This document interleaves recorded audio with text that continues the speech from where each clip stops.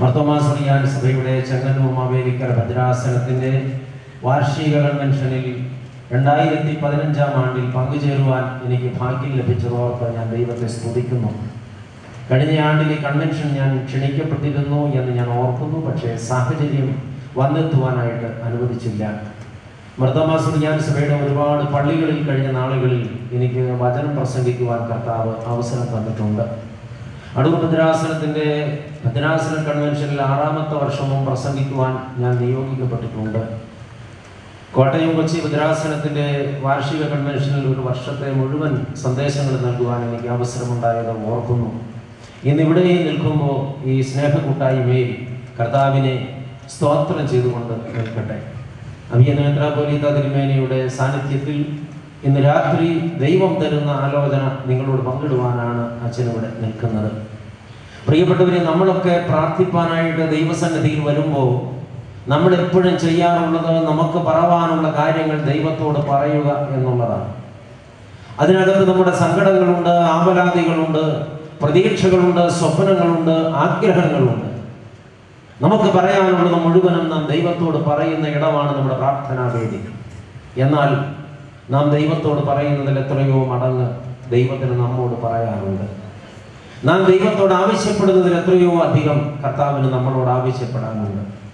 നാം ദൈവത്തിൽ നിന്ന് പ്രതീക്ഷിക്കുന്നതിൽ എത്രയോ കൂടുതൽ ദൈവം നമ്മിൽ നിന്ന് പ്രതീക്ഷിക്കുന്നുണ്ട്. ദൈവം തൻ്റെ ജനത്തോട് സംസാരിക്കുന്ന സ്ഥലമാണ് വചന പ്രഘോഷണ വേദി. ആമേൻ. പ്രാർത്ഥനയിലൂടെ നാം ദൈവത്തോട് സംസാരിച്ചു, വചനത്തിലൂടെ ദൈവം നമ്മോട് സംസാരിക്കുകയാണ്. അതുകൊണ്ട് ഇന്ന് എൻ്റെ കർത്താവ് എന്നോട് സംസാരിക്കുന്ന ദിവസമാണ്, സമയമാണ് എന്ന ബോധത്തോടെ കർത്താവിൻ്റെ വചനത്തിൻ്റെ തണലിൽ ഇരിപ്പാൻ ശ്രദ്ധിക്കണമേ. ഇന്ന് രാത്രി നമ്മുടെ ധ്യാന ചിന്തയ്ക്ക് വിഷയമായി തീരുവാൻ വിശുദ്ധ ഗ്രന്ഥത്തിൽ നിന്ന് വായിക്കുന്നത് പഴയ നിയമത്തിൽ നിന്ന് സങ്കീർത്തന പുസ്തകത്തിൽ നിന്നുള്ള ഒരു വാക്യമാണ്. 90ാമത്തെ സങ്കീർത്തനത്തിലെ 12ാമത്തെ തിരുവചനം നിങ്ങളുടെ ശ്രദ്ധയിൽ കൊണ്ടുവരികയാണ്. അവിടെ നാം വായിക്കുന്നത് ഇങ്ങനെയാണ്: ഞങ്ങൾ ജ്ഞാനമുള്ള ഒരു ഹൃദയം പ്രാപിക്കത്തക്കവണ്ണം ഞങ്ങളുടെ നാളുകളെ എണ്ണുവാൻ ഞങ്ങളെ ഉപദേശിക്കണമേ. നമുക്ക് പ്രാർത്ഥിക്കാം, തലകളെ വണക്കാം, കണ്ണുകളെ അടയ്ക്കാം. ഹല്ലേലൂയ. പ്രാണപ്രിയനായ ഞങ്ങളുടെ പരിശുദ്ധനായ നല്ല കർത്താവേ, ഈ അനുഗ്രഹീതമായ സന്ധ്യാകാലത്തിനായി നന്ദിയോടെ സ്തോത്രം. കർത്താവേ, ഞങ്ങൾ വന്നതല്ല, അവിടുന്ന് ഞങ്ങളെ കൊണ്ടുവന്നതാണ്. ഞങ്ങൾ ഇന്നയോളം നിന്നതല്ല, അവിടുന്ന് ഞങ്ങളെ നിർത്തിയതാണ്. ഞങ്ങൾ യോഗ്യരായി കണ്ടതുകൊണ്ടല്ല, അവിടുത്തേക്ക് ഞങ്ങളോട് കൃപ തോന്നിയതിനാൽ തന്നെ. കർത്താവെ, പാദപീഠത്തിൽ ഇരിക്കുന്ന നിന്റെ കുഞ്ഞുങ്ങളോട് മനസ്സറിയണമേ. കർത്താവെ, ഈ രാത്രി ഞങ്ങളെ സന്ദർശിക്കണമേ. ഞങ്ങൾ ഓരോരുത്തരോടും വ്യക്തിപരമായി സംസാരിക്കണമേ, വ്യക്തമായി സംസാരിക്കണമേ. കാതുകളോടല്ല കർത്താവെ, ഹൃദയങ്ങളോട് സംവദിക്കണമേ. ദൈവമേ, ഇന്ന് രാത്രി ഞങ്ങൾ വന്നതുപോലെ മടങ്ങാതിരിപ്പാൻ, ഇരുന്നതുപോലെ എഴുന്നേറ്റ് പോകാതിരിപ്പാൻ, വന്ന വഴിയിലൂടെ തിരികെ പോകാതിരിപ്പാൻ ഞങ്ങളുടെ ജീവിതത്തിൽ അവിടുന്ന് ഇടപെടണമേ. പുതിയ ദർശനങ്ങളും പുതിയ കാഴ്ചകളും പ്രാപിക്കുവാൻ ഞങ്ങൾക്ക് ബോധ്യങ്ങൾ നൽകണമേ. തമ്പുരാനെ, ഞങ്ങൾ ഇരിക്കുന്ന ഈ പന്തലിന് മുകളിൽ ഇപ്പോൾ സ്വർഗം തുറന്നു വയ്ക്കണമേ. സ്വർഗദൂതന്മാരിവിടെ ഇറങ്ങുകയും കയറുകയും ചെയ്യണമേ. പരിശുദ്ധാത്മാവ് ഈ പന്തലിൽ പനിമഞ്ഞായി പെയ്തിറങ്ങണമേ, കൊടുങ്കാറ്റായി വീശിയടിക്കണമേ. വചനം തീമഴ പോലെ കത്തിയിറങ്ങി ദൈവമേ, ഞങ്ങൾ ആത്മവിശ്വതരാകുവോളം അഭിഷേകം കൊണ്ട് നിറയ്ക്കണമേ. അവിടുന്ന് നിർത്തിയത് കൊണ്ട് മാത്രം നിന്റെ ദാസനോട് നിൽക്കുന്ന ദൈവമേ, അടിയനെ ആരും കാണില്ല ദൈവമേ. എഴുന്നള്ളി അടിയന്റെ മുൻപിൽ നിൽക്കണമേ. അടിയന്റെ ശബ്ദം ആരും കേൾക്കല്ല ദൈവമേ. സ്വർഗത്തിൽ നിന്ന് അരുളി ചെയ്യണമേ. അന്തരീക്ഷം മുഴുവനും അവിടുത്തെ നിയന്ത്രണത്തിൽ ഇരിക്കണമേ. പ്രാർത്ഥന അവിടുന്ന് കേട്ടതുകൊണ്ട് സ്തോത്രം. ഞങ്ങൾ നിനക്കും നിന്റെ പിതാവിനും പരിശുദ്ധാത്മാവിനും സ്തുതിയും സ്തോത്രവും സമർപ്പിക്കുന്നു, ഇപ്പോഴും എപ്പോഴും എന്നേക്കും തന്നെ. ആമേൻ. ഹല്ലേലൂയ. ദൈവമക്കളെ, വായിച്ചു കേട്ട സങ്കീർത്തന ഭാഗം നിങ്ങൾക്ക് പരിചിതമെന്ന് നിനക്കട്ടെ. 90ാമത്തെ സങ്കീർത്തനത്തിലെ 12ാമത്തെ തിരുവചനം ഒരു കുഞ്ഞു പ്രാർത്ഥനയാണ്. ഞങ്ങൾ ജ്ഞാനമുള്ള ഒരു ഹൃദയം പ്രാപിക്കത്തക്കവണ്ണം ഞങ്ങളുടെ നാളുകളെ എണ്ണുവാൻ ദൈവമേ ഞങ്ങളെ ഉപദേശിക്കണമേ. 90ാമത്തെ സങ്കീർത്തനം മോശ പാടിയതാണെന്ന് അതിന്റെ തലവാചകത്തിൽ രേഖപ്പെടുത്തിയിട്ടുണ്ട്. സത്യവേദ പുസ്തകത്തിന്റെ മധ്യഭാഗത്ത് സ്ഥിതി ചെയ്യുന്ന മനോഹരമായ ഒരു പാട്ടുപുസ്തകമാണ് സങ്കീർത്തന പുസ്തകം. 150 സുന്ദരമായ പാട്ടുകളാണ് ഈ പുസ്തകത്തിൽ ഉൾപ്പെടുത്തിയിട്ടുള്ളത്. അതിൽ സ്തോത്രഗാനങ്ങളുണ്ട്, നന്ദിയുടെ പാട്ടുകളുണ്ട്, പ്രതീക്ഷയുടെ പാട്ടുകളുണ്ട്, രക്ഷ അനുഭവിച്ച ജനത്തിന്റെ കൃതജ്ഞതാ നിർഭരമായ സ്തോത്രഗീതങ്ങളുണ്ട്. ഭൂരിഭാഗം ഗീതങ്ങളും പാടിയിട്ടുള്ളത് ഇസ്രായേലിന്റെ രാജാവും കവിയും ദീർഘദർശിയുമായ ദാവീദാണ്. ദാവീദിന്റെ പുത്രനായ സോളമൻ പാട്ടുപാടിയിട്ടുണ്ട്.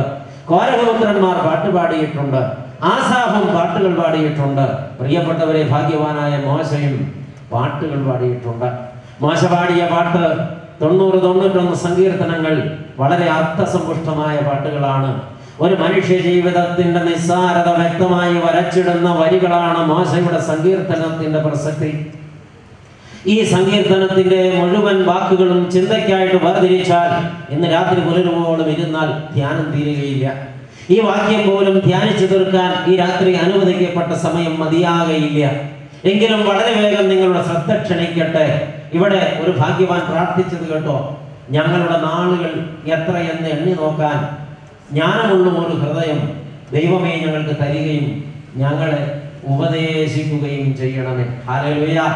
ഒരുപക്ഷെ ലോകത്താരും ചിന്തിക്കാത്ത, ആരും പ്രാർത്ഥിക്കാത്ത ഒരു പ്രാർത്ഥന ഭാഗ്യവാനായ മോശ പ്രാർത്ഥിക്കുകയാണ്. പ്രിയരെ, നമുക്കറിയാം, നമ്മളൊക്കെ ഒത്തിരി വിഷയങ്ങൾക്ക് വേണ്ടി പ്രാർത്ഥിച്ചിട്ടുള്ളവരാണ്, എന്നും പ്രാർത്ഥിച്ചവരാണ്, ഇനിയും പ്രാർത്ഥിപ്പാനിരിക്കുന്നവരാണ്. നമ്മളൊക്കെ ഒരുപാട് പ്രാർത്ഥിക്കുമ്പോഴും നമ്മുടെ പ്രാർത്ഥനയ്ക്ക് ഒരുപാട് പരിമിതികളുണ്ട്. പ്രിയപ്പെട്ടവരെ, അച്ഛൻ ഈ നാളുകളിൽ ഒരുപാട് ശ്രദ്ധിച്ചു നോക്കുന്നുണ്ട് ആളുകൾ എന്താണ് പ്രാർത്ഥിക്കുന്നതെന്ന്. നമുക്കൊരു കുഴപ്പമുണ്ട്, നമ്മുടെ പ്രാർത്ഥന നമ്മൾ മാത്രം കേൾക്കുന്നില്ല. ദൈവം കേൾക്കുന്നുണ്ടോ എന്നുള്ളത് നമുക്ക് ആവശ്യമുള്ളൊരു ചിന്തയുമല്ല. മറ്റുള്ളവരൊക്കെ കേൾക്കണമെന്ന് നമുക്ക് നിർബന്ധമുണ്ട്. അതുകൊണ്ട് മധുര മനോഹര ഭാഷയിൽ നാം പ്രാർത്ഥിക്കും. പ്രിയപ്പെട്ടവരെ, നമ്മുടെ പ്രാർത്ഥനയുടെ ഏറ്റവും വലിയ കുഴപ്പം, നമ്മുടെ പ്രാർത്ഥന ഒരു വാക്കിൽ കുരുങ്ങിക്കിടക്കുകയാണ്. ഒരേ ഒരു വാക്കിൽ കുരുങ്ങിക്കിടക്കുകയാണ്. ഏതാണ് വാക്കെന്നറിയാമോ? അനുഗ്രഹം. നമ്മൾ എന്താ പ്രാർത്ഥിക്കാറുള്ളത്? ദൈവമേ അനുഗ്രഹിക്കണമേ, ഞങ്ങളുടെ മക്കളെ അനുഗ്രഹിക്കണമേ, ഞങ്ങളുടെ തലമുറകളെ അനുഗ്രഹിക്കണമേ, ഞങ്ങളുടെ സമ്പത്തിനെ അനുഗ്രഹിക്കണമേ, ഞങ്ങളുടെ വസ്തുവകകളെ അനുഗ്രഹിക്കണമേ, ഞങ്ങളുടെ ജോലിയെ അനുഗ്രഹിക്കണമേ, ഞങ്ങളുടെ കൃഷികാര്യങ്ങളെ അനുഗ്രഹിക്കണമേ, ഞങ്ങളുടെ ഭാവിയെ അനുഗ്രഹിക്കണമേ, ഞങ്ങളുടെ തലമുറകളെ അനുഗ്രഹിക്കണമേ. ഈ മനുഷ്യനാകെ ദൈവത്തോട് ചോദിക്കുന്നത് ഒരേ ഒരു കാര്യമാണ്: അനുഗ്രഹിക്കണമേ, അനുഗ്രഹിക്കണമേ, അനുഗ്രഹിക്കണമേ. അതിന് പുറത്ത് മറ്റൊന്നും നമുക്ക് ദൈവത്തിൽ നിന്നും വേണ്ട. ഇനി വേറെ ചിലർ പ്രാർത്ഥിക്കുന്നത് അങ്ങനെയല്ല: ദൈവമേ ഞങ്ങളുടെ രോഗത്തെ സൗഖ്യമാക്കണമേ, ഞങ്ങളുടെ ബന്ധനങ്ങളെ അഴിക്കണമേ, ഞങ്ങളുടെ ശത്രുപീഠം മാറ്റണമേ, ഞങ്ങളുടെ മുന്നിലെ തടസ്സം നീക്കണമേ, നല്ല വിവാഹം നടത്തി തരണമേ, നല്ല മക്കളെ നൽകി ഞങ്ങളെ സംതൃപ്തിപ്പെടുത്തണമേ എന്നിങ്ങനെ പോകുന്നു പ്രാർത്ഥന. അനുഗ്രഹം എന്നൊരു വാക്ക് അവിടെ ഉച്ചരിച്ചിട്ടില്ല നിശ്ചയം, പക്ഷെ ചോദിച്ചത് ഇതൊക്കെ തന്നെയാണ്. ആദ്യം ചോദിച്ചതിന്റെ വേറൊരു വേർഷൻ: അനുഗ്രഹിക്കണമേ, അനുഗ്രഹിക്കണമേ, അനുഗ്രഹിക്കണമേ എന്ന് ആവർത്തിച്ച് ദൈവത്തോട് വിലാപം കഴിക്കുന്നവർ അനുഗ്രഹം എന്താണെന്ന് അറിഞ്ഞിട്ടാണോ അനുഗ്രഹത്തിന് വേണ്ടി അലറി വിളിക്കുന്നതെന്ന് ഇപ്പോഴും നിശ്ചയമില്ലാത്ത ഒരു കാര്യമാണ്. ഹല്ലേലൂയ.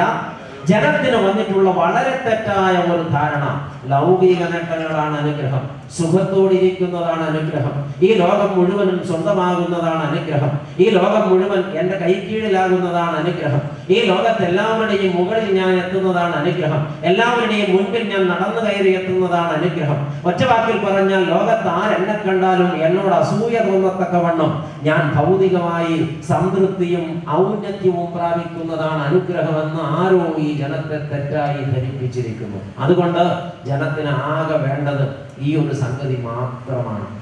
നിങ്ങൾ ഒന്ന് മനനം ചെയ്യ പ്രിയപ്പെട്ടവരെ. നമ്മളൊക്കെ പ്രാർത്ഥിക്കുന്നത് ഈ ലോകത്തിന്റെ സുഖം, ലോകത്തിന്റെ ലാഭം, ലോകത്തിന്റെ നേട്ടം, ലോകം തരുന്ന സംതൃപ്തി, ഈ ലോകത്തെ ഔന്നത്യം, ഈ ലോകത്തെ ആഡംബരം, ഈ ലോകത്തെ സുഖലോലുപത, ഇത് കർത്താവ് സൈഡിൽ നിന്ന് ശരിയാക്കി തരാൻ വേണ്ടിയുള്ള പ്രാർത്ഥനയാണ് നമ്മുടെ പ്രാർത്ഥന. ഇങ്ങനെ പ്രാർത്ഥിച്ച് ശീലിച്ച നമ്മെ ഞെട്ടിപ്പിച്ചുകൊണ്ട് ഭാഗ്യവാനായ മോശ പ്രാർത്ഥിച്ചത് നിങ്ങൾ കേട്ടോ: കർത്താവേ, എന്റെ നാളുകളൊന്ന് എണ്ണി നോക്കാൻ നീ എന്നെ ഉപദേശിക്കണമേ. ഹല്ലേലൂയ. ഇനി എനിക്ക് മുമ്പിൽ എത്ര നാൾ മിച്ചമുണ്ടെന്ന് എണ്ണി നോക്കാൻ ദൈവമേ നീ എന്നെ ഒന്ന് ഉപദേശിക്കണമേ. നമ്മളൊക്കെ ഇന്ന് വരെ അങ്ങനെ ഒരു പ്രാർത്ഥന പ്രാർത്ഥിച്ചിട്ടുണ്ടോ? ഒന്ന് ചോദിക്കുക മനസാക്ഷിയോടെ. നേരെ ഇതിന്റെ എതിർവശം നമ്മളൊക്കെ പ്രാർത്ഥിച്ചിട്ടുണ്ട്. എന്താ? കർത്താവേ, എനിക്ക് ദീർഘായുസ് തരണമേ, എന്റെ പപ്പയ്ക്ക് ദീർഘായുസ് കൊടുക്കണമേ, മമ്മിക്ക് ദീർഘായുസ് കൊടുക്കണമേ, എന്റെ മക്കൾക്ക് ദീർഘായുസ് കൊടുക്കണമേ, എന്റെ ജീവിത പങ്കാളിക്ക് ദീർഘായുസ് കൊടുക്കണമേ. ഇതെല്ലാ ദിവസവും നമ്മുടെ പ്രാർത്ഥനയിലുണ്ട്. പക്ഷേ എന്റെ ജീവിതത്തിൽ ഇനി എത്ര നാളുകൾ മിച്ചമുണ്ടെന്ന് എണ്ണി നോക്കാൻ എന്നെ ഉപദേശിക്കണമേ എന്ന് ഞാൻ നിങ്ങളും പ്രാർത്ഥിച്ചിട്ടില്ല. നമ്മുടെ പ്രാർത്ഥനയിൽ അങ്ങനെ ഒരു ചിന്ത പോലും വന്നിട്ടില്ല. ഇത് പറഞ്ഞപ്പോഴാണ് അച്ഛൻ ഓർക്കുന്നത്, 25 വർഷം പിന്നിട്ട് പൗരോഹിത്യ ശുശ്രൂഷയിൽ ആയിരക്കണക്കിന് 10,000-കണക്കിന് ആളുകൾ പ്രാർത്ഥന ചോദിച്ച് അച്ഛൻ്റെ മുമ്പിൽ വന്നു. കൈക്കുഞ്ഞുങ്ങളുമായി വന്നവരുണ്ട്, നടത്തിക്കൊണ്ടുവന്ന കുഞ്ഞുങ്ങളെ എടുത്തു പിടിച്ചിട്ടുണ്ട് ചിലർ. അച്ഛ ഒന്ന് കൈവച്ച് അനുഗ്രഹിച്ച് പ്രാർത്ഥിച്ച്.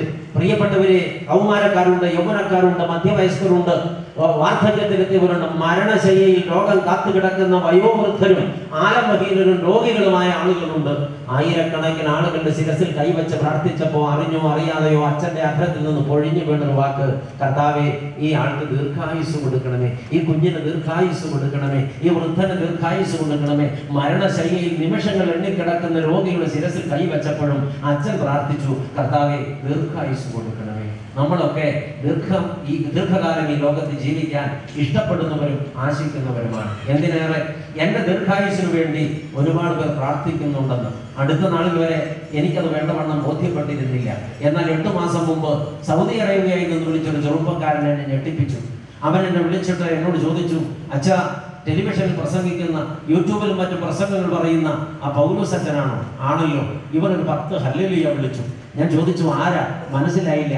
അവൻ പറഞ്ഞു, അച്ഛാ, ഞാൻ ജന്മം കൊണ്ടൊരു ക്രിസ്ത്യാനിയല്ല, ഞാനൊരു ഹൈന്ദവനാണ്.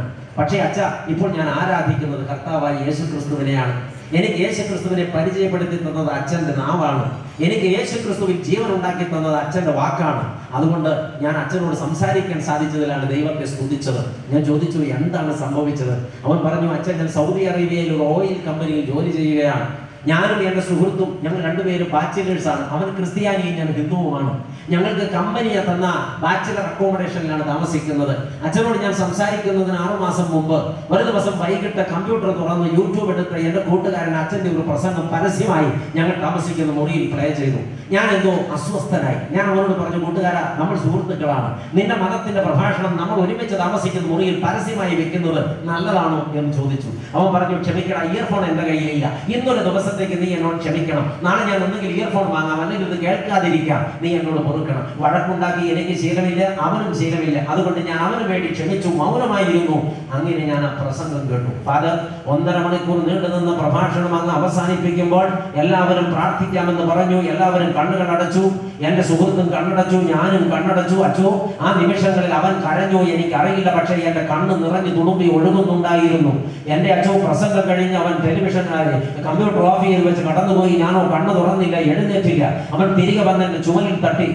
അവൻ എന്നോട് ചോദിച്ചു, നീ എന്നോട് പിണങ്ങിയിരിക്കുകയാണോ? അല്ല, ഞാൻ കണ്ണ് തുറന്നു. ഞാൻ കരയുന്നവൻ കാണാതിരിക്കാൻ ഞാൻ എൻ്റെ മുഖത്തുടച്ച് എഴുന്നേറ്റ് പോയി. പിറ്റേന്ന് വൈകുന്നേരമായി അവൻ കമ്പ്യൂട്ടർ തുറക്കുന്നില്ല. ഞാൻ ചോദിച്ചു, ഇന്ന് പ്രസംഗം വെക്കുന്നില്ലേ? അവൻ പറഞ്ഞു, നിനക്ക് ഇഷ്ടമല്ലല്ലോ, ഞാൻ വെക്കുന്നില്ല, എനിക്ക് ഇഷ്ടമാണ്, വെക്കണം. അവൻ ഞെട്ടിപ്പോയി. കമ്പ്യൂട്ടർ തുറന്ന് പ്രസംഗം വെച്ചു. രണ്ടാമതൊരു പ്രസംഗം ഞാൻ കേട്ടു. അച്ഛോ 3-ാം ദിവസവും 4-ാം ദിവസവും ആവർത്തിച്ചു. പിന്നെ ആ പണി ഞാൻ ഏറ്റെടുത്തു. പിന്നെ എല്ലാ ദിവസവും ഈ പ്രസംഗങ്ങൾ കേൾക്കാൻ തുടങ്ങി. അത് ഓരോന്നും എൻ്റെ ഹൃദയത്തിൽ ആഴത്തിൽ വേരോടാൻ തുടങ്ങി. കാൽവരിയിൽ ജീവൻ തന്ന ജീവിക്കുന്ന കർത്താവായ യേശുക്രിസ്തു എൻ്റെ നെഞ്ചിനകത്ത് ജീവിക്കാൻ തുടങ്ങി. ജീവിക്കുന്ന ദൈവം, സംസാരിക്കുന്ന ദൈവം, സഹകരിക്കുന്ന ദൈവം, പാപിയുടെ പാപം ഏറ്റെടുക്കുന്ന ദൈവം, പാപിയെ സ്നേഹിക്കുന്ന ദൈവം, ആ ദൈവം എൻ്റെ ഹൃദയത്തിന്റെ ആഴങ്ങളിൽ ശക്തമായി വന്ന് പതിക്കാൻ തുടങ്ങി. അച്ചോ, പിന്നെ ഞാൻ അതൊരു ലഹരിയായി മാറ്റി. അച്ഛൻ അറിയുമോ, കഴിഞ്ഞ 6 മാസം കൊണ്ട് അച്ഛൻ പറഞ്ഞതും എനിക്ക് യൂട്യൂബിൽ കിട്ടിയതുമായ 26 പ്രസംഗങ്ങൾ ഞാൻ മനഃപാഠം പഠിച്ചു. അച്ചോ, ഇനി ഏതാണ് പുതിയ പ്രസംഗം എനിക്ക് ലഭിക്കുക, എന്നാണത് അപ്ലോഡ് ചെയ്യുക? ഞാൻ പറഞ്ഞു, മോനെ, ഈ പ്രസംഗങ്ങളൊന്നും ഞാനായിട്ട് അപ്ലോഡ് ചെയ്തതല്ല, അതൊക്കെ സുവിശേഷത്തെ സ്നേഹിക്കുന്ന ആരോ ചെയ്തിട്ടുള്ളതാണ്. എനിക്കറിയില്ല പുതിയ പ്രസംഗം എപ്പോഴാണ് വരുന്നതെന്ന്. ആ ചെറുപ്പക്കാരൻ എന്നോട് പറഞ്ഞു, അച്ഛൻ, ഞാൻ വെറുതെ പറഞ്ഞതല്ല, ഈ പ്രസംഗങ്ങളെല്ലാം ഞാൻ മനഃപ്പാഠം പഠിച്ചു കഴിഞ്ഞിരിക്കുകയാണ്. അച്ഛൻ കേൾക്കണം. പ്രിയപ്പെട്ടവരെ, ടെലഫോണിന്റെ കാതോട് ചേർത്ത് ഞാൻ വെച്ചിരിക്കുമ്പോൾ സൗദി അറേബ്യയിൽ നിന്ന് ആക്രൈസ്തവനായ ചെറുപ്പക്കാരൻ അച്ഛൻ പറഞ്ഞൊരു പ്രസംഗം അക്ഷരപ്രാസം തെറ്റാതെ അങ്ങേ തലക്കൽ നിന്ന് പ്രസംഗിച്ചു തുടങ്ങി. 20 മിനിറ്റ് ആ ഫോൺ എൻ്റെ കയ്യിലിരുന്ന് കുറച്ചു. എൻ്റെ കണ്ണുകൾ നിറഞ്ഞ് തുളുമ്പി. ഞാൻ പറഞ്ഞു, മോനെ, മതി, എനിക്ക് സന്തോഷമായിരിക്കും, അത് മനഃപ്പാഠം പഠിച്ചിരിക്കുന്നു എന്ന് പറഞ്ഞത് സത്യമാണെന്ന് ഞാൻ സമ്മതിക്കുന്നു. ശേഷം അവൻ എന്നോട് ഒരു വാക്ക് പറഞ്ഞു, അച്ചോ, അച്ഛനറിയുമോ, കഴിഞ്ഞ 6 മാസമായി ഒറ്റ ദിവസം മുടങ്ങാതെ എല്ലാ രാത്രിയും ഞാൻ അച്ഛന് വേണ്ടി പ്രാർത്ഥിക്കുന്നു. അപ്പോൾ ഞാൻ അവനോട് ചോദിച്ചു, നീ എനിക്ക് വേണ്ടി എന്താണ് പ്രാർത്ഥിക്കുന്നത്? അവൻ പറഞ്ഞു, അച്ഛാ, പ്രസംഗം കേട്ട ശേഷം കമ്പ്യൂട്ടർ ഓഫ് ചെയ്ത് വെച്ചിട്ട് ഞാൻ കണ്ണടച്ച് നിലത്ത് മുട്ടുകുത്തി കൈവിരിച്ച് നിൽക്കും. എന്നിട്ട് ഞാൻ എൻ്റെ യേശു കർത്താവിനോട് പ്രാർത്ഥിക്കും. ഒരേ ഒരു വാചകം, അത് ഒരുപക്ഷെ 100 പ്രാവശ്യമോ അതിലധികം പ്രാവശ്യമോ ഞാൻ ആവർത്തിച്ച് പ്രാർത്ഥിക്കും. എന്താണ് കുഞ്ഞെ നീ പ്രാർത്ഥിക്കുന്നത്? അവൻ പറഞ്ഞു, കർത്താവേ ഈ പുരോഹിതന് ദീർഘായുസ് കൊടുക്കണമേ, കർത്താവേ ഈ പുരോഹിതന് ദീർഘായുസ് കൊടുക്കണമേ. എന്റെ പ്രിയപ്പെട്ടവരെ, ആയുസിൽ ഇന്ന് വരെ ഞാൻ എന്റെ കണ്ണുകൊണ്ട് കണ്ടിട്ടില്ലാത്ത, ജന്മം കൊണ്ട് അക്രൈസ്തവനും ഇപ്പോൾ ക്രിസ്ത്യാനിയുമായി ജീവിക്കുന്ന, സൗദി അറേബ്യയിൽ ഓയിൽ കമ്പനിയിൽ ജോലി ചെയ്യുന്ന ഒരു ചെറുപ്പക്കാരൻ കഴിഞ്ഞ 1.5 കൊല്ലത്തോളമായി എന്റെ പ്രിയപ്പെട്ടവരെ ഒരു ദിവസം രാത്രിയും മുടങ്ങാതെ എനിക്ക് വേണ്ടി, എന്റെ ദീർഘായുസിന് വേണ്ടി പ്രാർത്ഥിക്കുന്നു. അച്ഛൻ പറഞ്ഞുകൊണ്ട് വന്നത്, ഞാൻ അനേകരുടെ ദീർഘായുസിന് വേണ്ടി പ്രാർത്ഥിക്കുന്നു, അനേകർ എന്റെ ദീർഘായുസിന് വേണ്ടി പ്രാർത്ഥിക്കുന്നു, നിങ്ങൾ പരസ്പരം ദീർഘായുസിന് വേണ്ടി പ്രാർത്ഥിക്കുന്നു. ഈ ലോകം വിട്ട് പോകാതിരിക്കാൻ എന്താണ് മാർഗമെന്ന് മനനം ചെയ്ത് അതിനുവേണ്ടി നിരന്തരമായി പ്രാർത്ഥിച്ച് ശീലിച്ച നമ്മെ ഞെട്ടിച്ചുകൊണ്ട് ഭാഗ്യവാനായ മോശ പ്രാർത്ഥിച്ചത് കേട്ടോ, കർത്താവേ ഇനി എനിക്ക് മുമ്പിൽ എത്ര നാൾ മിച്ചമുണ്ടെന്ന് എണ്ണി നോക്കാൻ, ഈ ജീവിതത്തിന് എപ്പോൾ തിരശ്ശീല വീഴുമെന്ന് എണ്ണി നോക്കാൻ, ഞാൻ ഇനി എത്ര നാൾ കൂടെ ജീവിച്ചിരിക്കുമെന്ന് എണ്ണി നോക്കാൻ, എന്റെ ദൈവമേ നീ എന്നെ ഒന്ന് ഉപദേശിക്കണമേ. ഹല്ലേലൂയ. ഈ ഫീഡ്ബാക്ക് ഇതിൽ കൂടി ഒന്ന് കയറ്റി തരാമോ? Hallelujah, hallelujah, hallelujah, hallelujah. ദൈവമക്കളെ, ഭാഗ്യവാനായ മോശ പ്രാർത്ഥിച്ച പ്രാർത്ഥന നമ്മുടെ ജീവിതത്തെ ആഴമായി സ്പർശിക്കേണ്ടിയിരിക്കുന്നു. ഇനി എനിക്ക് എത്ര നാൾ മിച്ചമുണ്ട് ഈ ഭൂമിയിൽ, ഇനി എനിക്ക് എത്ര നാൾ മിച്ചമുണ്ട് ഈ ശരീരത്തിൽ, ഞാൻ ഇനി എത്ര നാൾ കൂടെ ഭൂമിയിൽ ജീവിച്ചിരിക്കും, എപ്പോഴാണ് ഈ ജീവിതത്തിന് തിരശ്ശീല വീഴുക, ഈ രാത്രി പുലരും വരെ ഞാൻ ജീവിച്ചിരിക്കുമോ, നാളെ പ്രഭാതത്തിൽ ഉദിക്കുന്ന സൂര്യനെ എന്റെ കണ്ണ് കാണുമോ, നാളെ പ്രഭാതത്തിൽ കണ്ണു തുറന്ന് കിടക്കപ്പെട്ട് ഞാൻ എഴുന്നേൽക്കുമോ, അതോ ഈ രാത്രിയിൽ എന്റെ ജീവിതത്തിന് തിരശ്ശീല വീഴുമോ, ഈ പറയുന്ന പ്രസംഗം മുഴുവയ്ക്കും വരെ ഞാൻ ഇവിടെ നിൽക്കുമോ, എനിക്കും നിങ്ങൾക്കും നിശ്ചയമില്ല. ഇല്ല പ്രിയപ്പെട്ടവരെ, ഇല്ല, നിശ്ചയമായിട്ടും നമുക്ക് ബോധ്യമില്ല. ഇനി എത്ര നാൾ മിച്ചമുണ്ടെന്ന് അറിയില്ല നമുക്ക്. ഇത്ര നാൾ ഞാൻ ഈ ഭൂമിയിൽ ജീവിച്ചല്ലോ, നിങ്ങൾക്ക് ഓരോരുത്തർക്കും നിങ്ങളുടെ പ്രായം കൃത്യമായിട്ട് അറിയാം.